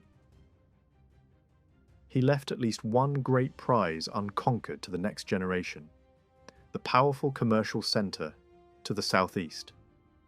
Yet even without that final step, David's reign achieved something deeper than conquest. The kingdom gained a single name that could encompass its newly consolidated lands. Identity and geography finally matched in a way they rarely do in medieval history. Cultural change followed political change. Shirvan and neighbouring cities were not only places of tribute and fortresses, they were gateways into a Persian literary world, secular, lyrical, philosophical, romantic, and heroic. Georgian writing had long been dominated by religious and Byzantine models. Contact with this Eastern culture widened the imagination of the court. New themes, new styles, and new vocabulary entered elite life. At the same time, influence moved in both directions. Georgian power was now significant enough that neighbouring Muslim rulers addressed the Georgian monarch with elaborate honorifics. The court became a place where languages, scripts, and tastes intersected. The capital's shift mattered here as well. A Western royal seat shaped by monastery culture differs from a bustling city where traders, craftsmen, clerics, and soldiers share streets. As the court settled into cosmopolitan Tbilisi, the demand for faster writing, practical record-keeping, and secular texts increased. A new cursive script rose in importance, better suited to pen and paper, and associated with the working world of cavalrymen and administrators rather than stonecutters and cathedral inscriptions. The kingdom was becoming not only stronger, but also more complex. David himself embodied that complexity. He carried books on campaign and cultivated the image of a ruler who studied as intensely as he fought. His personal writing, shaped like penitential hymns, shows a mind that could look at triumph without pretending it was pure. The voice in those poems does not present a flawless saint. It presents a man aware of violence, ambition, and moral compromise, and willing to describe sin in the language of flood and contamination. It is not a confession that explains every political choice. It is evidence of a ruler who understood that power has a spiritual cost, even when the cause is survival. David died in January 1125 and was buried at the great monastery he founded, a place that was still rising from the earth when his life ended. He chose an unusual burial position, under a threshold, so that every visitor would step over his grave. It was a deliberate message. The king who rebuilt the realm wanted to be remembered not only above the people, but beneath the passage of their daily devotion. He also left instructions and testaments that later generations would argue over, because succession politics never fully disappeared, even after a reign that had disciplined the nobility and expanded the kingdom.